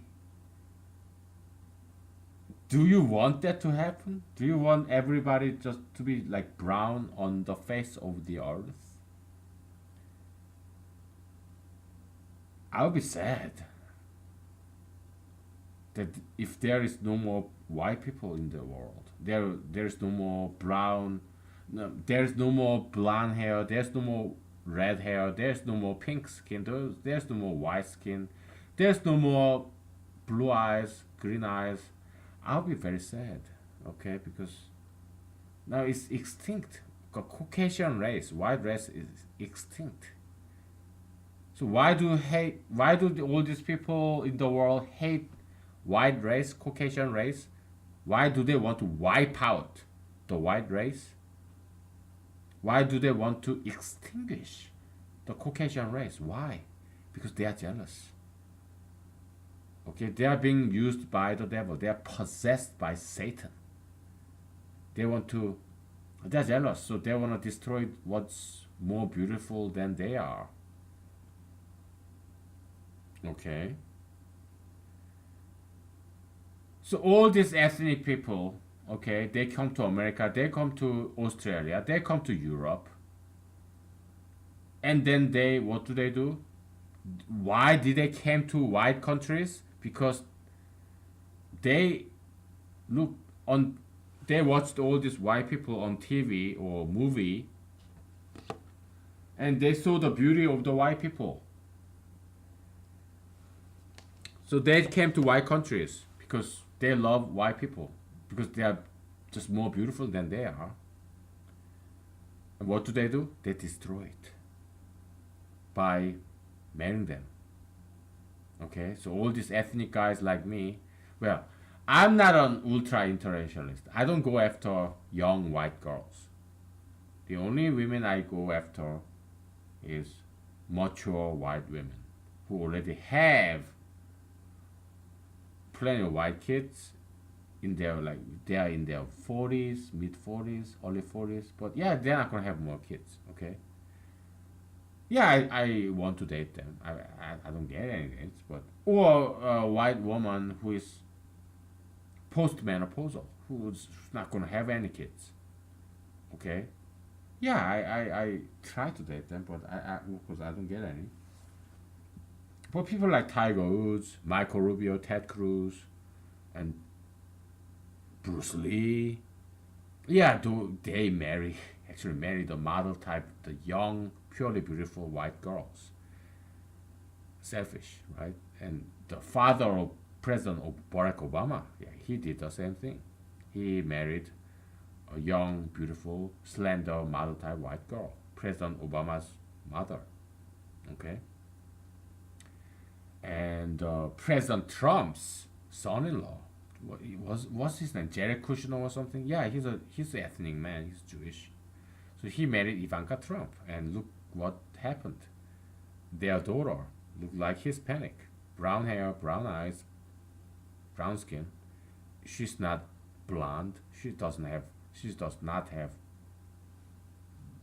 blue eyes or white skin. Yeah, so President Trump's white gene is now extinct. And that's why he hates Hispanics so much. Because he's angry, but he cannot be angry with against his son-in-law, because he loves his daughter and President Trump want to maintain this good relationship, rapport with his favorite daughter, favorite child, Ivanka Trump. So he cannot possibly hate his son-in-law or his own granddaughter. He's disappointed because now his white gene is now gone. It will die with him, right? Yeah, it's sad. I feel sorry for him, but he couldn't stop it. How can he possibly protect the white race if he couldn't even protect his own favorite daughter, his favorite child, Ivanka Trump, from this ethnic invasion, this ultra interracialism, this ethnic man wanting to marry model type white girls. He couldn't even protect his own daughter. Do you think he can protect white race in America against all these ethnic horn dogs? No, he can't. He couldn't even protect his own daughter, okay?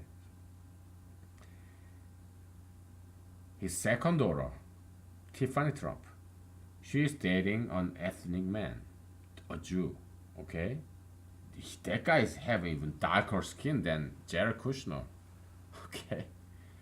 President Trump couldn't stop it, okay? So, yeah, it's sad. All these beautiful white women being devoured by ethnic horn dogs like Middle Easterns, Asians, Hispanics, African Americans or Africans or Middle Easterns. Yeah, so white race will go extinct unless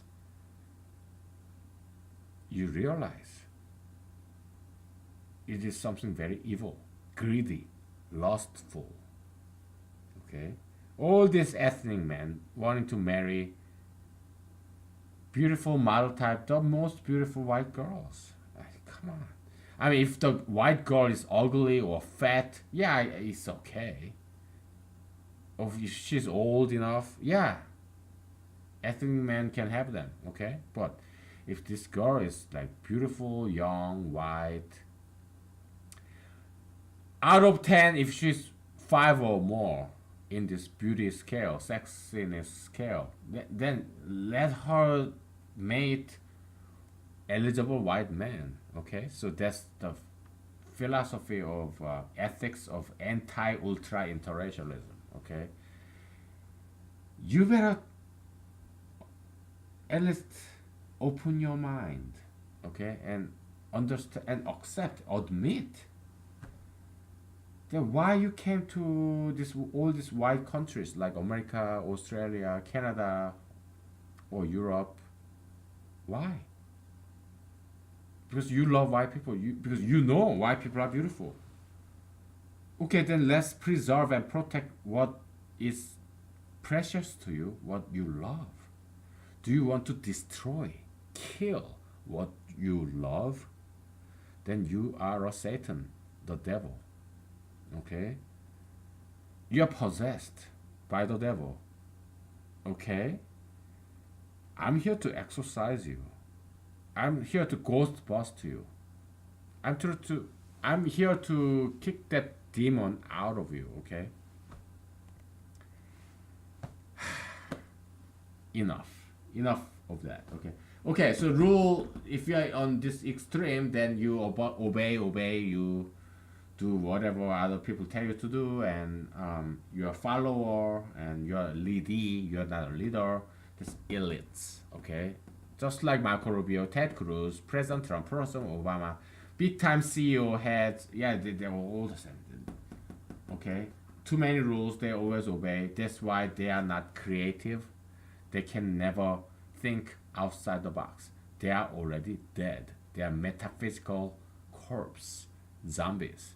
Okay, they are boxed in. Their mentality is boxed in this coffin of rules. They can never think outside the box. Okay, we'll take a break and we'll think about what is a genius. Genius. Where does a genius fit into? Okay, in this sliding scale. Okay, this spectrum. We will take a break, okay?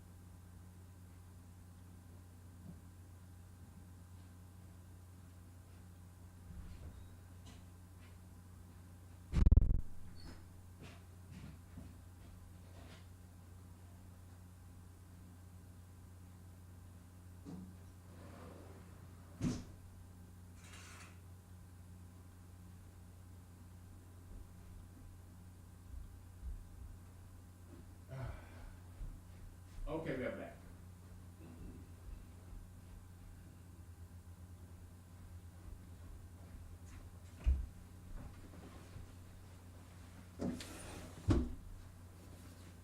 All right. Yeah. So,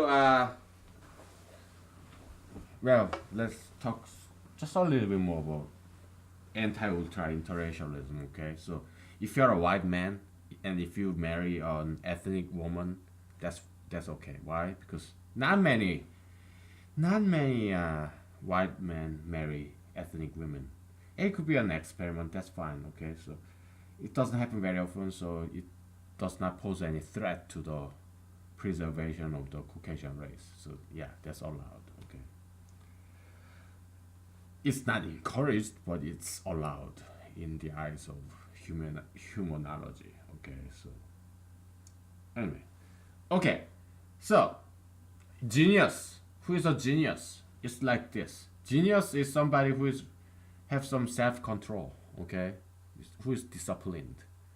But at the same time, genius is somebody who's strong enough to defy the conventional rules, traditional rules. Okay, like Einstein or Schopenhauer or whoever. Okay, somebody innovative, like yeah, like Edison, Thomas Edison, Benjamin Franklin, and all those great inventors like Steve Jobs. Even my I finally remember his name, Mark Zuckerberg, Facebook guy, or Bill Gates, or Sam Walton of Walmart. Okay, so they are very disciplined people, hardworking people. They are capable of thinking outside the box. Okay, and yeah, they created something new, and they're in like ingenious, innovative, pioneership. I saw this documentary by there's some guy. I think I'm not sure if he's Russian or American, and he lived in Arctic region in North Pole, and he has this huge big stick, long stick, and he lived among polar bears. Okay, he's a white guy. Okay, and he speaks English. I'm assuming he's American, maybe up north in Alaska somewhere. I think. Yeah, and these polar bears, yeah, they come to his house all the time, but he's in charge. Okay, he's not crazy to live there among polar bears. No, he's a pioneer, frontier man. Okay, to me, he's a true American hero, trying something totally different, totally outrageous, courageous, brave. Because America used to be the land of the free and the home of the brave. That's him. Okay. Or there are some Alaskan guys and girls who live out there in the middle of the of Alaskan woods. Okay. And yeah, the true Americans. Okay. People who do this outrageous thing, and other people may say, "Oh, he's crazy." No, he's not. Okay, he's in very much self-control, controlling himself, and not just that, he's controlling the bears around them. Hungry bears, long sticks, so bears are afraid of him. When he get out there to chase out the bears, they'll run away. Okay, yeah. Something outrageous, something that violates the rules, traditional, conventional rules, but he's in charge, he's in good control of himself, and not only that, he's trying something new. He goes beyond the conventional rules, but he's very much in control of himself and his surroundings. Okay, that's genius. Okay, let's end it right here. Okay, because uh, it's too close. Should we do some dancing and singing and martial arts? Maybe.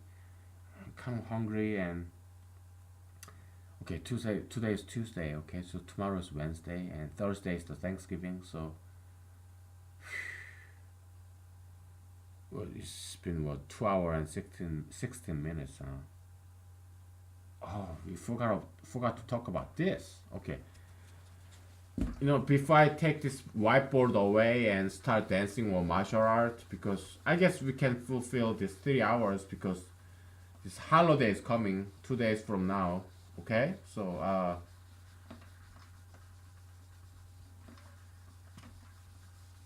okay, looks kind of like a dog, maybe some mutant dog. It's like this. Okay, so you have this ideology, right? It's a group, ideological group. It has its rules, and you subscribe to it. Okay, so yeah, you're part of this group, right? You're right here, but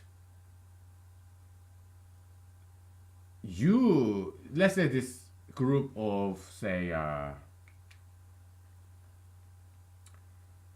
let's think of some nice groups, good ideologies. What are some good ideologies? Sure. No.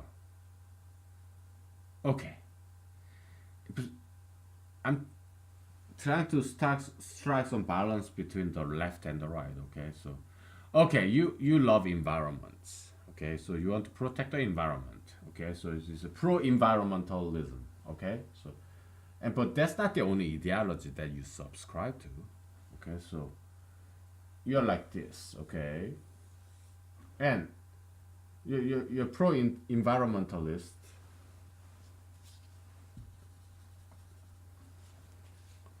plus E.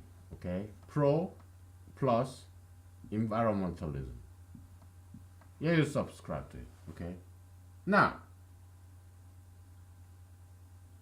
and there are some good feminism. Okay, because sexism is bad. You don't want to discriminate against women. No, like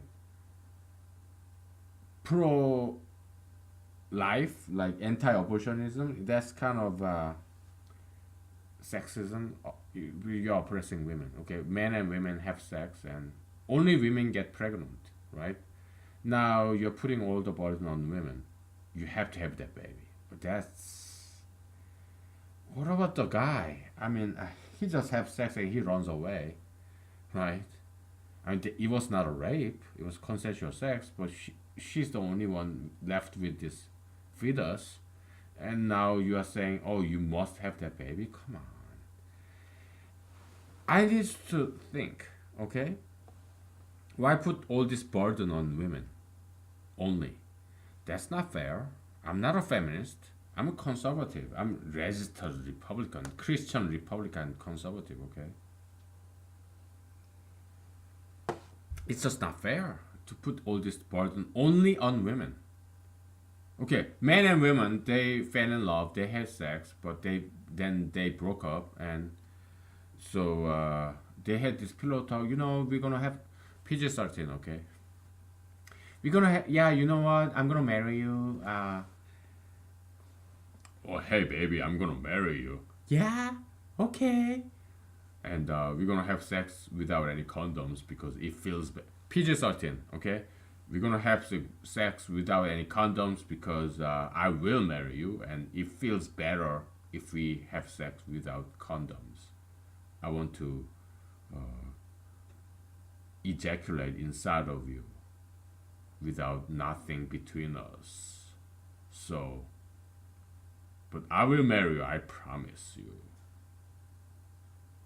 Tomorrow, we will go to Las Vegas and we will get married. So, can I have sex with you without any condom? You know I'm rich. I'm single. I'm wealthy man. And I'm a good man. So, and I will never break my promise. I will keep my promise. So if you have sex with me without any condom, and then we'll fly to Las Vegas and we'll get married. Yes, please. And then they have sex and the guy leaves. Okay, they have sex and they in a motel room, and it turns out that he's a married man. It turns out that he's a married man, okay? And it turns out that he's not even rich. He's not even wealthy. It's a whatever job he has. Because I don't want to denigrate any profession, okay? It's not a wealthy man. He's married man, married with like 3 kids, and he has wife, and but he lied, okay? He lied. He pretend to be a wealthy single man, and he met this girl wherever, and then they went to a motel, and he lied, and she was naive enough to believe him, and they had sex, consensual sex, and she's young and she's fertile, and so they had sex without any condoms, and they had fun, and they fell asleep together on this motel bed, one bed, and she woke up next morning and he's gone.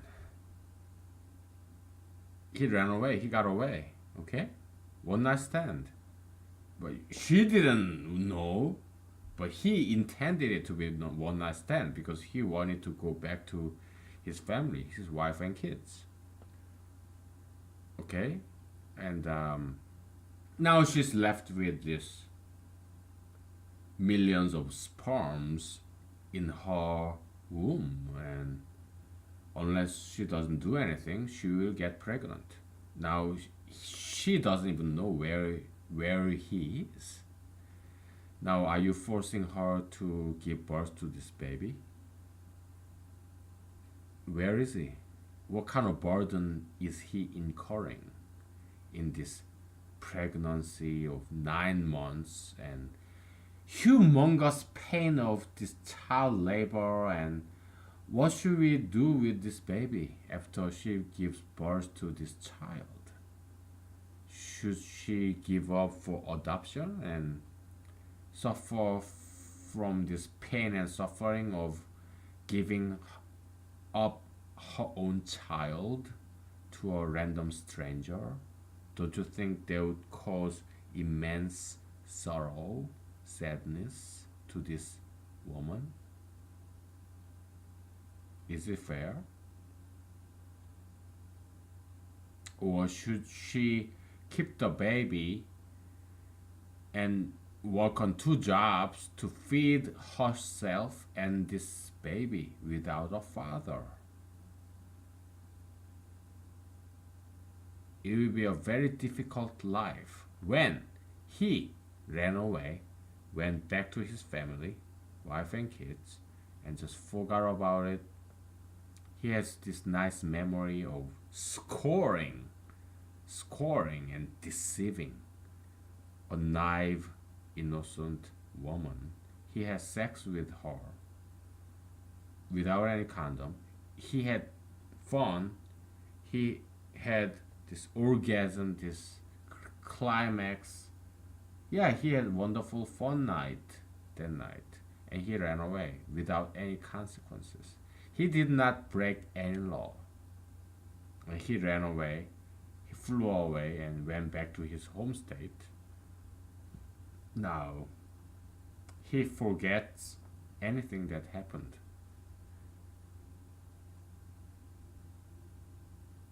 Why are we punishing only this woman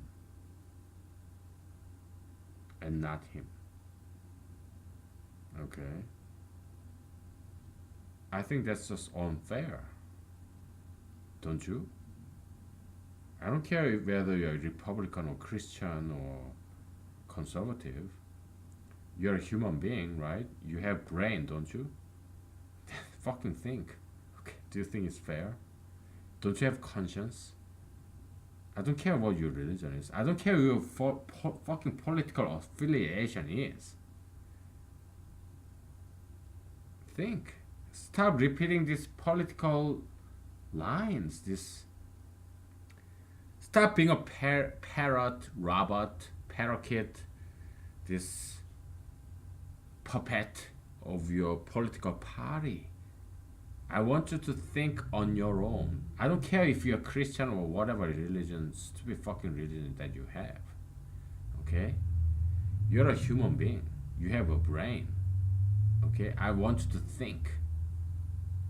Stop repeating all this anti-abortionism of this Catholic Church or Christian churches. No, disregard it, ignore it.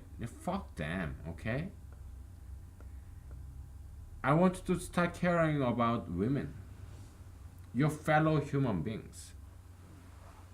I don't care whether you're a man or a woman. You had a mother. Okay. Your father, yeah, he had fun, okay, having sex with your mother. But it was your mother who suffered from pregnancy, 9 months of pregnancy and childbirth, giving birth to you, to the world. Your mother was a woman. Don't you think you should love women?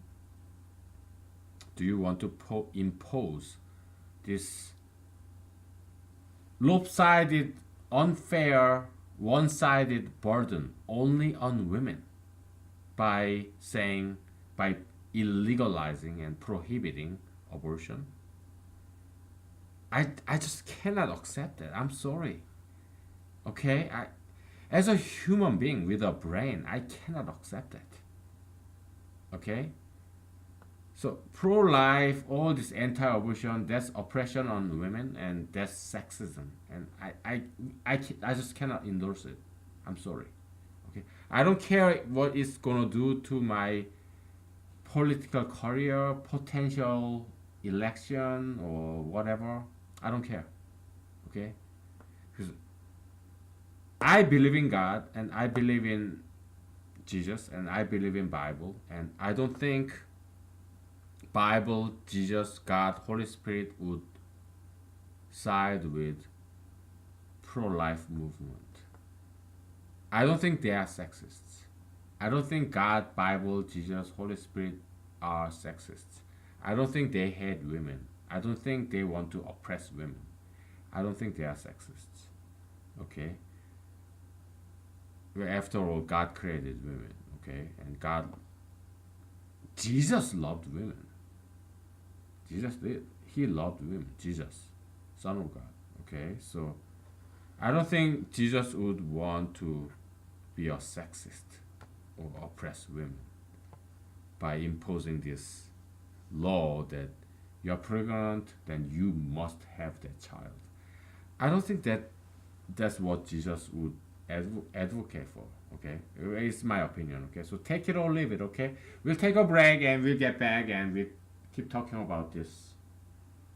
I'm sorry if it looked like something else. Okay, I didn't intend to. Okay, so okay, before taking a break. Okay, so ideology. Okay, pro environment. Okay, but this person is also pro choice. Okay, pro choice. Pro choice. Okay, this person A. All right. Now, pro environmentalists. The pro environmentalism. This group, ideological group, has another member. You have many members. Okay. And let's say this is person B, okay, and this person belongs to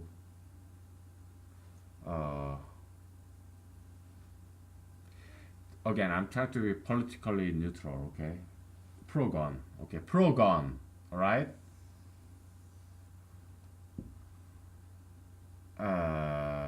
pro gun, okay. So we'll take a break and we'll get back to this. I guess we don't have enough time to sing and dance and martial art today because we got so much to talk about. Maybe we just do it briefly, like 5 minute dancing, 5 minute martial arts. You know, when I do martial arts, yeah, it's typically like that. When I do muscle exercise, it's like 5 minutes, 10 minutes. Okay, it's like 1 hour. No, that's too much. Okay, so we'll take a break. Okay.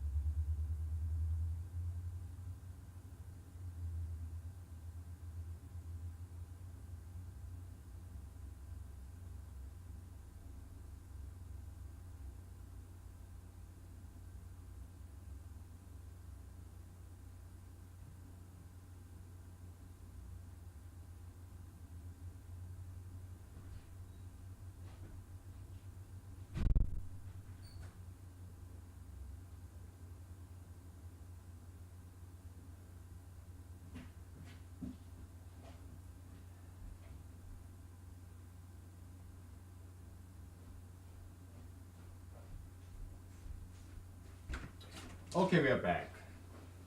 You know, I will make some pro-life argument. Okay, I'm sorry if I'm offending you, but just to be fair, it really annoys me to do this because I already wrote about this in my some of my academic papers. Okay, but nobody read it. I mean, some people did. Okay, but ugh, I have to repeat myself because I wrote a paper, nobody reads it. A few people did. Okay, I wrote a novel, nobody reads it except a few people. Okay, I make a movie, nobody watches it except for a few people. Okay, so I have to keep repeating myself, man. So I don't like repeating myself. Okay, but I don't have any audience. Okay, yeah, pro-life argument. Okay, it's this. Yeah, you kill a fetus. It's horrible. I mean, it's like I saw that video by of this dumped trash in dumpster like this is a baby human fetus with eyes and face and two arms, two legs. It's horrible. It's yeah, it's like murder. It is murder. It's horrible thing. I understand their standpoint. Okay, it's something horrible because we are all in Christian belief. You were made after God's image, and you're killing a fetus that looks like a human being. It has eyes, nose, ears. Yeah, it's bad. I know. Okay, I understand you. If you're a pro-life activist, but where is the guy who impregnated this woman? Okay, so the solution to all this is this discipline. Okay, again, all this criminality, insanity, immorality, or underachievement, it's all boils down to lack of discipline. Okay, so men should be more disciplined so that they don't just impregnate a woman just because what he want to have sex. Come on, get a grip. Okay, just watch some internet porn like I do sometimes, and just get it out. And you know, if you empty it out, if you vent it out, your libido, your sexual energy, your sperms, millions of sperms, then you won't want sex. Take it from me, okay? After I watch adult film in the internet for free, I don't even think about women that day, or next day, or 2 days later.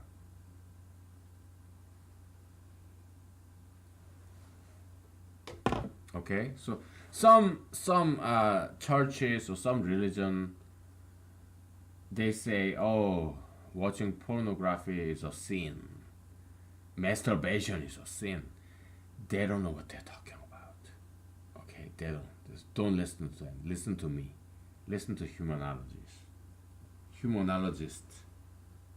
Okay, listen. Take it from us, humanologists. The Holy Spirit of humanology. Okay, so masturbation is a good thing. Okay, I mean even in medical community they say, yeah, masturbation is good for health, men's health. It prevents prostate prostate cancer. Yeah, so it's all good. Okay, yeah, just we guys make millions of sperms every day, all the way until we die. So you need to get out. So yeah, just do it. Just let it out in a safe manner, okay? And then you won't have to have sex with some innocent, naive girl and get her pregnant, okay? So yeah, so anti-abortionists, they are focusing on this downstream. You have to go upstream. What's the problem? Fornication. Okay, fornication. That's the problem. Okay, because the vast majority of abortion case is by unmarried couples, unmarried women.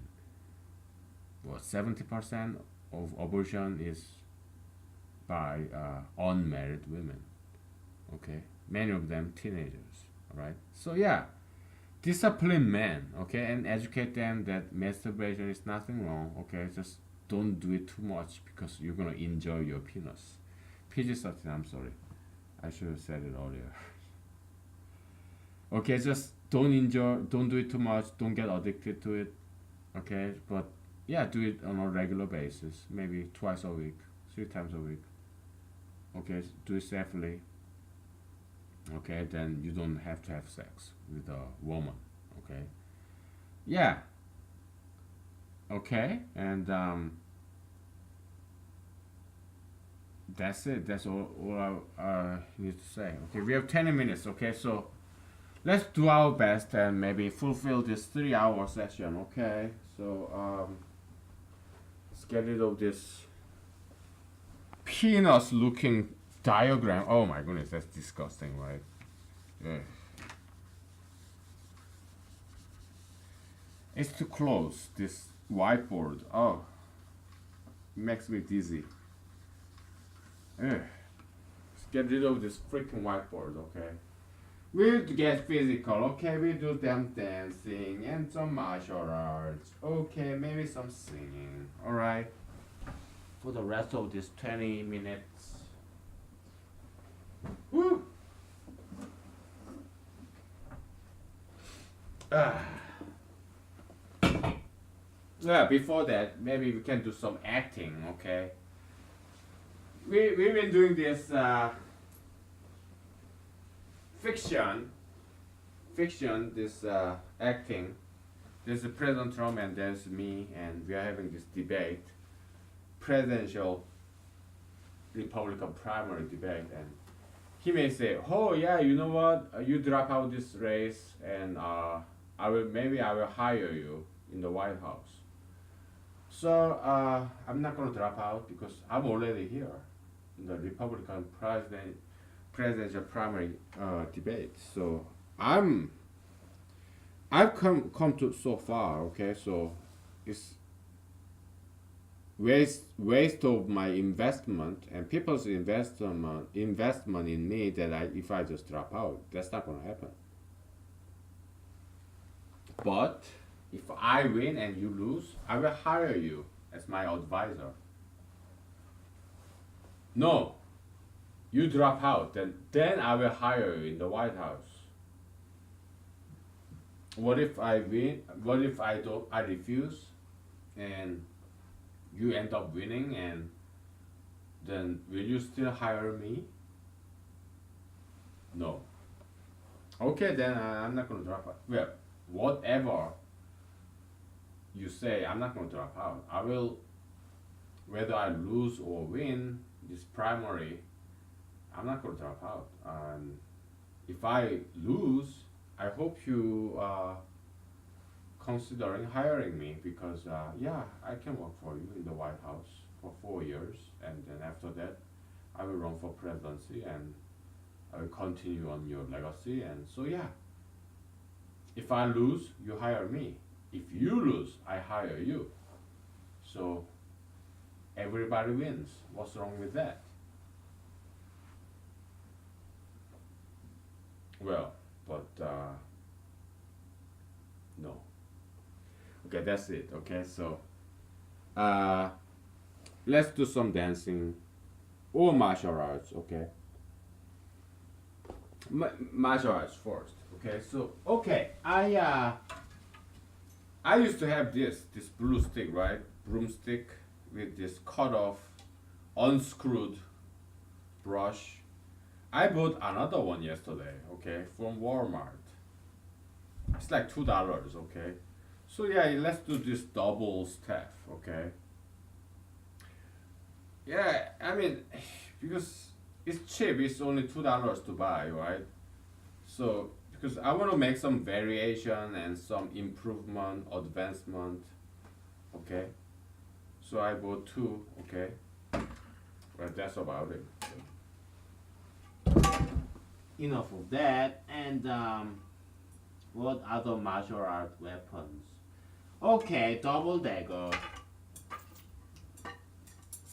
It's fun to have double dagger. Okay, so X block, right? Like this or like this.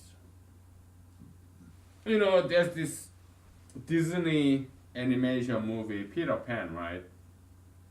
So this Captain Hook has this long sword. Okay, he has this long sword like this, and Peter Pan has this dagger, short knife, right? And he's so good. I mean, Peter Pan, he can fly, right? He can fly in the air, right? So he's fighting this Captain Hook with long sword with this small dagger, right? Ah,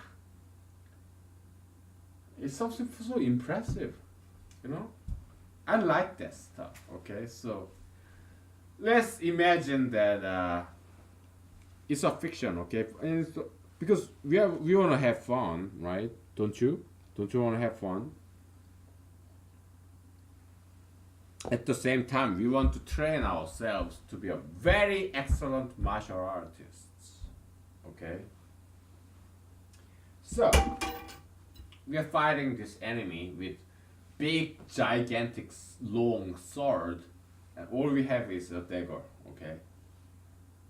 So, how, in theory at least, how do we fend off this long sword? How can we fight against this long dagger?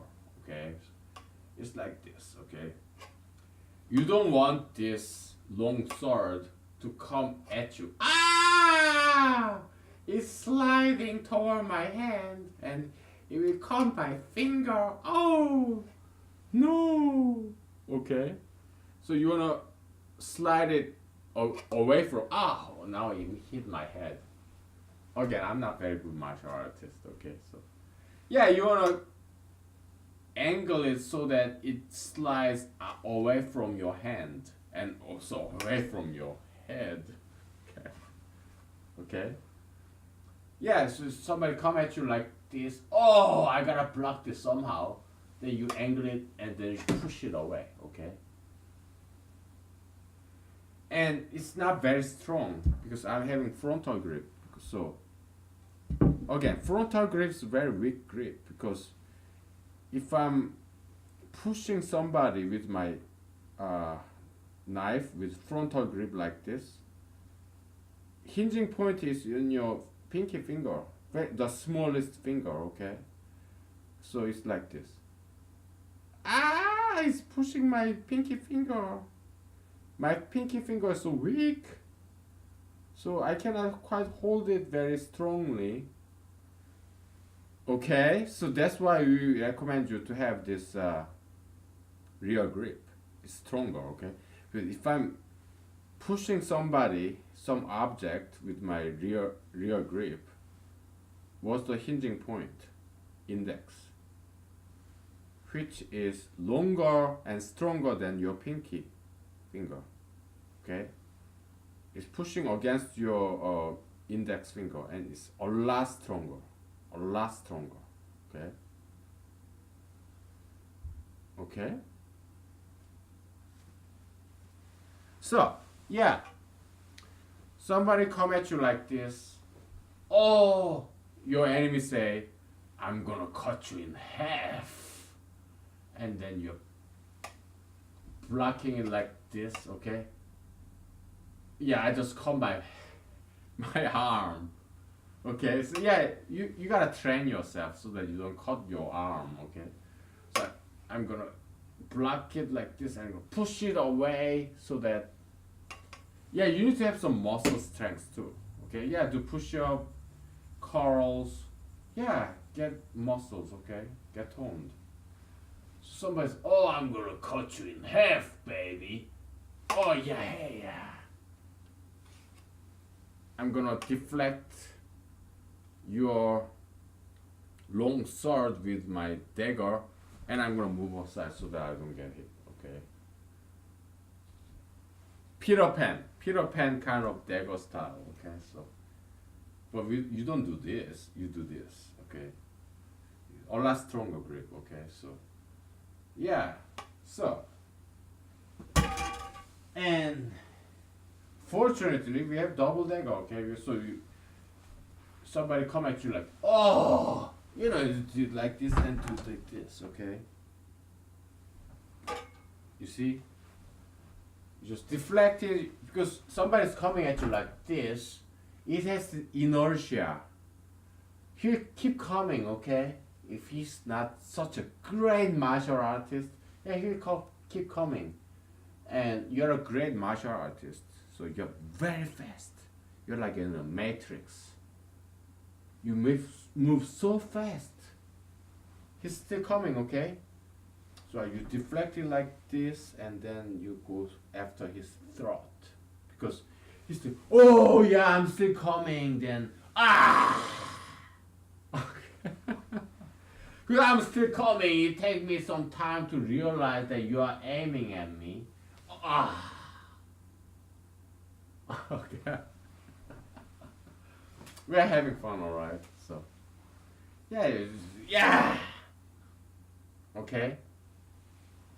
It's all about strengthening your mind and your body.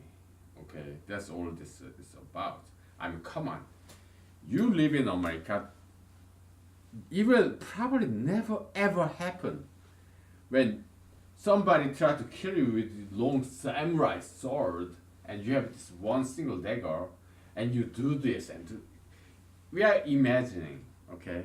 To have fun, to practice martial arts, because if martial arts is just like oh,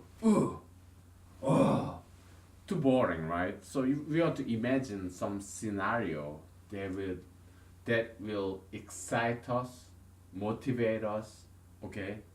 That's why we are using this power of imagination to imagine this different interesting scenario. Like there's this bear. 10 feet grizzly bear is just broke into my window and he's a home invader.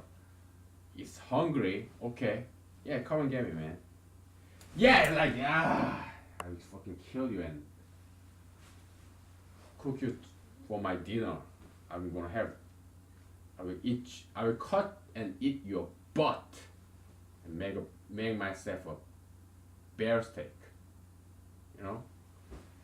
Yeah, it's challenging and it motivates us, it entertains us, and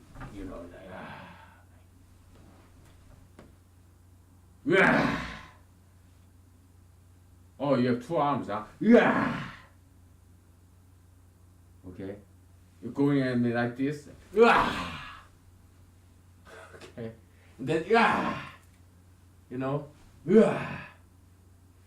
or armpit like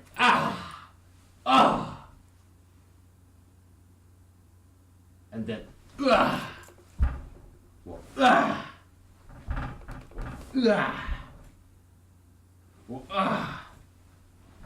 you know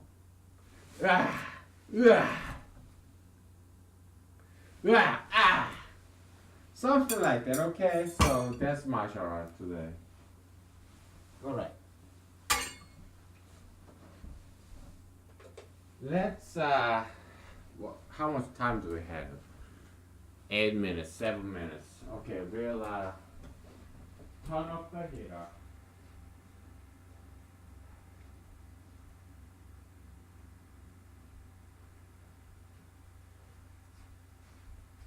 Whew. Let's take some more interesting scenario. Let's say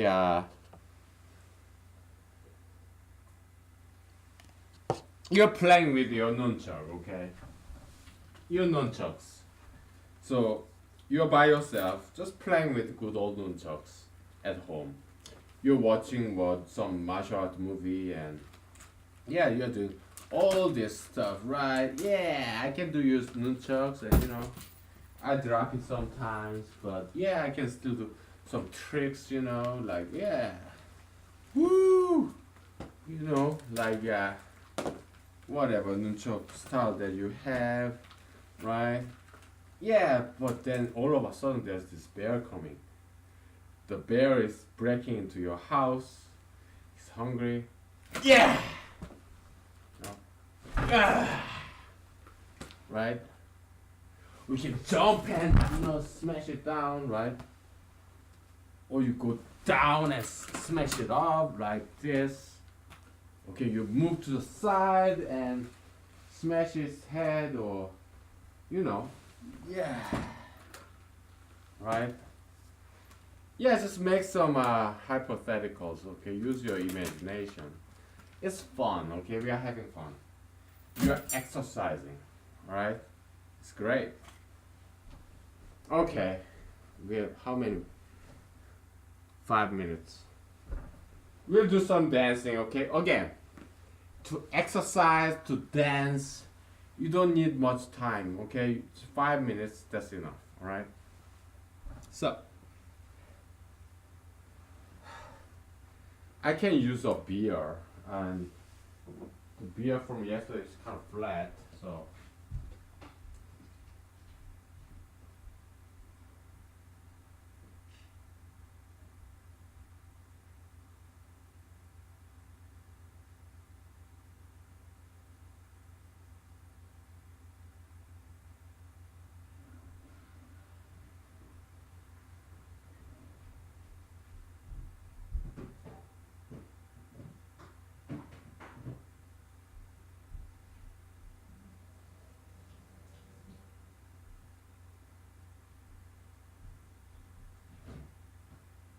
Okay. I just emptied yesterday's beer to a toilet bowl, flushed it. Okay. Ah, it's good. So, I'm not asking, I know you are busy. I'm busy too, okay? Probably you are more busy than me. You're busier than me, okay? I'm single. Yeah, I do have full-time job, but I'm single, okay? So, but you do have full-time job and you have wife and kids, so you don't have much time to exercise. I get it, okay? I get that. What I'm asking is just 5 minutes a day. 5 minutes a day. That's what I'm asking. Look what we did. We did 5 minutes of martial arts, and we are about to do 5 minutes of dancing. Cardio. Cardiovascular exercise, okay? That's all there is to it, okay? I'm busy too. I don't. I wish I can do all this muscle exercise all day, every day, okay? But I have a job and I have to clean my house and do the laundry and do humanology thing, and yeah, I can only do like maybe in total like 30 minutes of exercise every day, but I still do it regularly, and I'm in shape. Okay, so I also practice health diet too. Okay, so all right, where's my beer?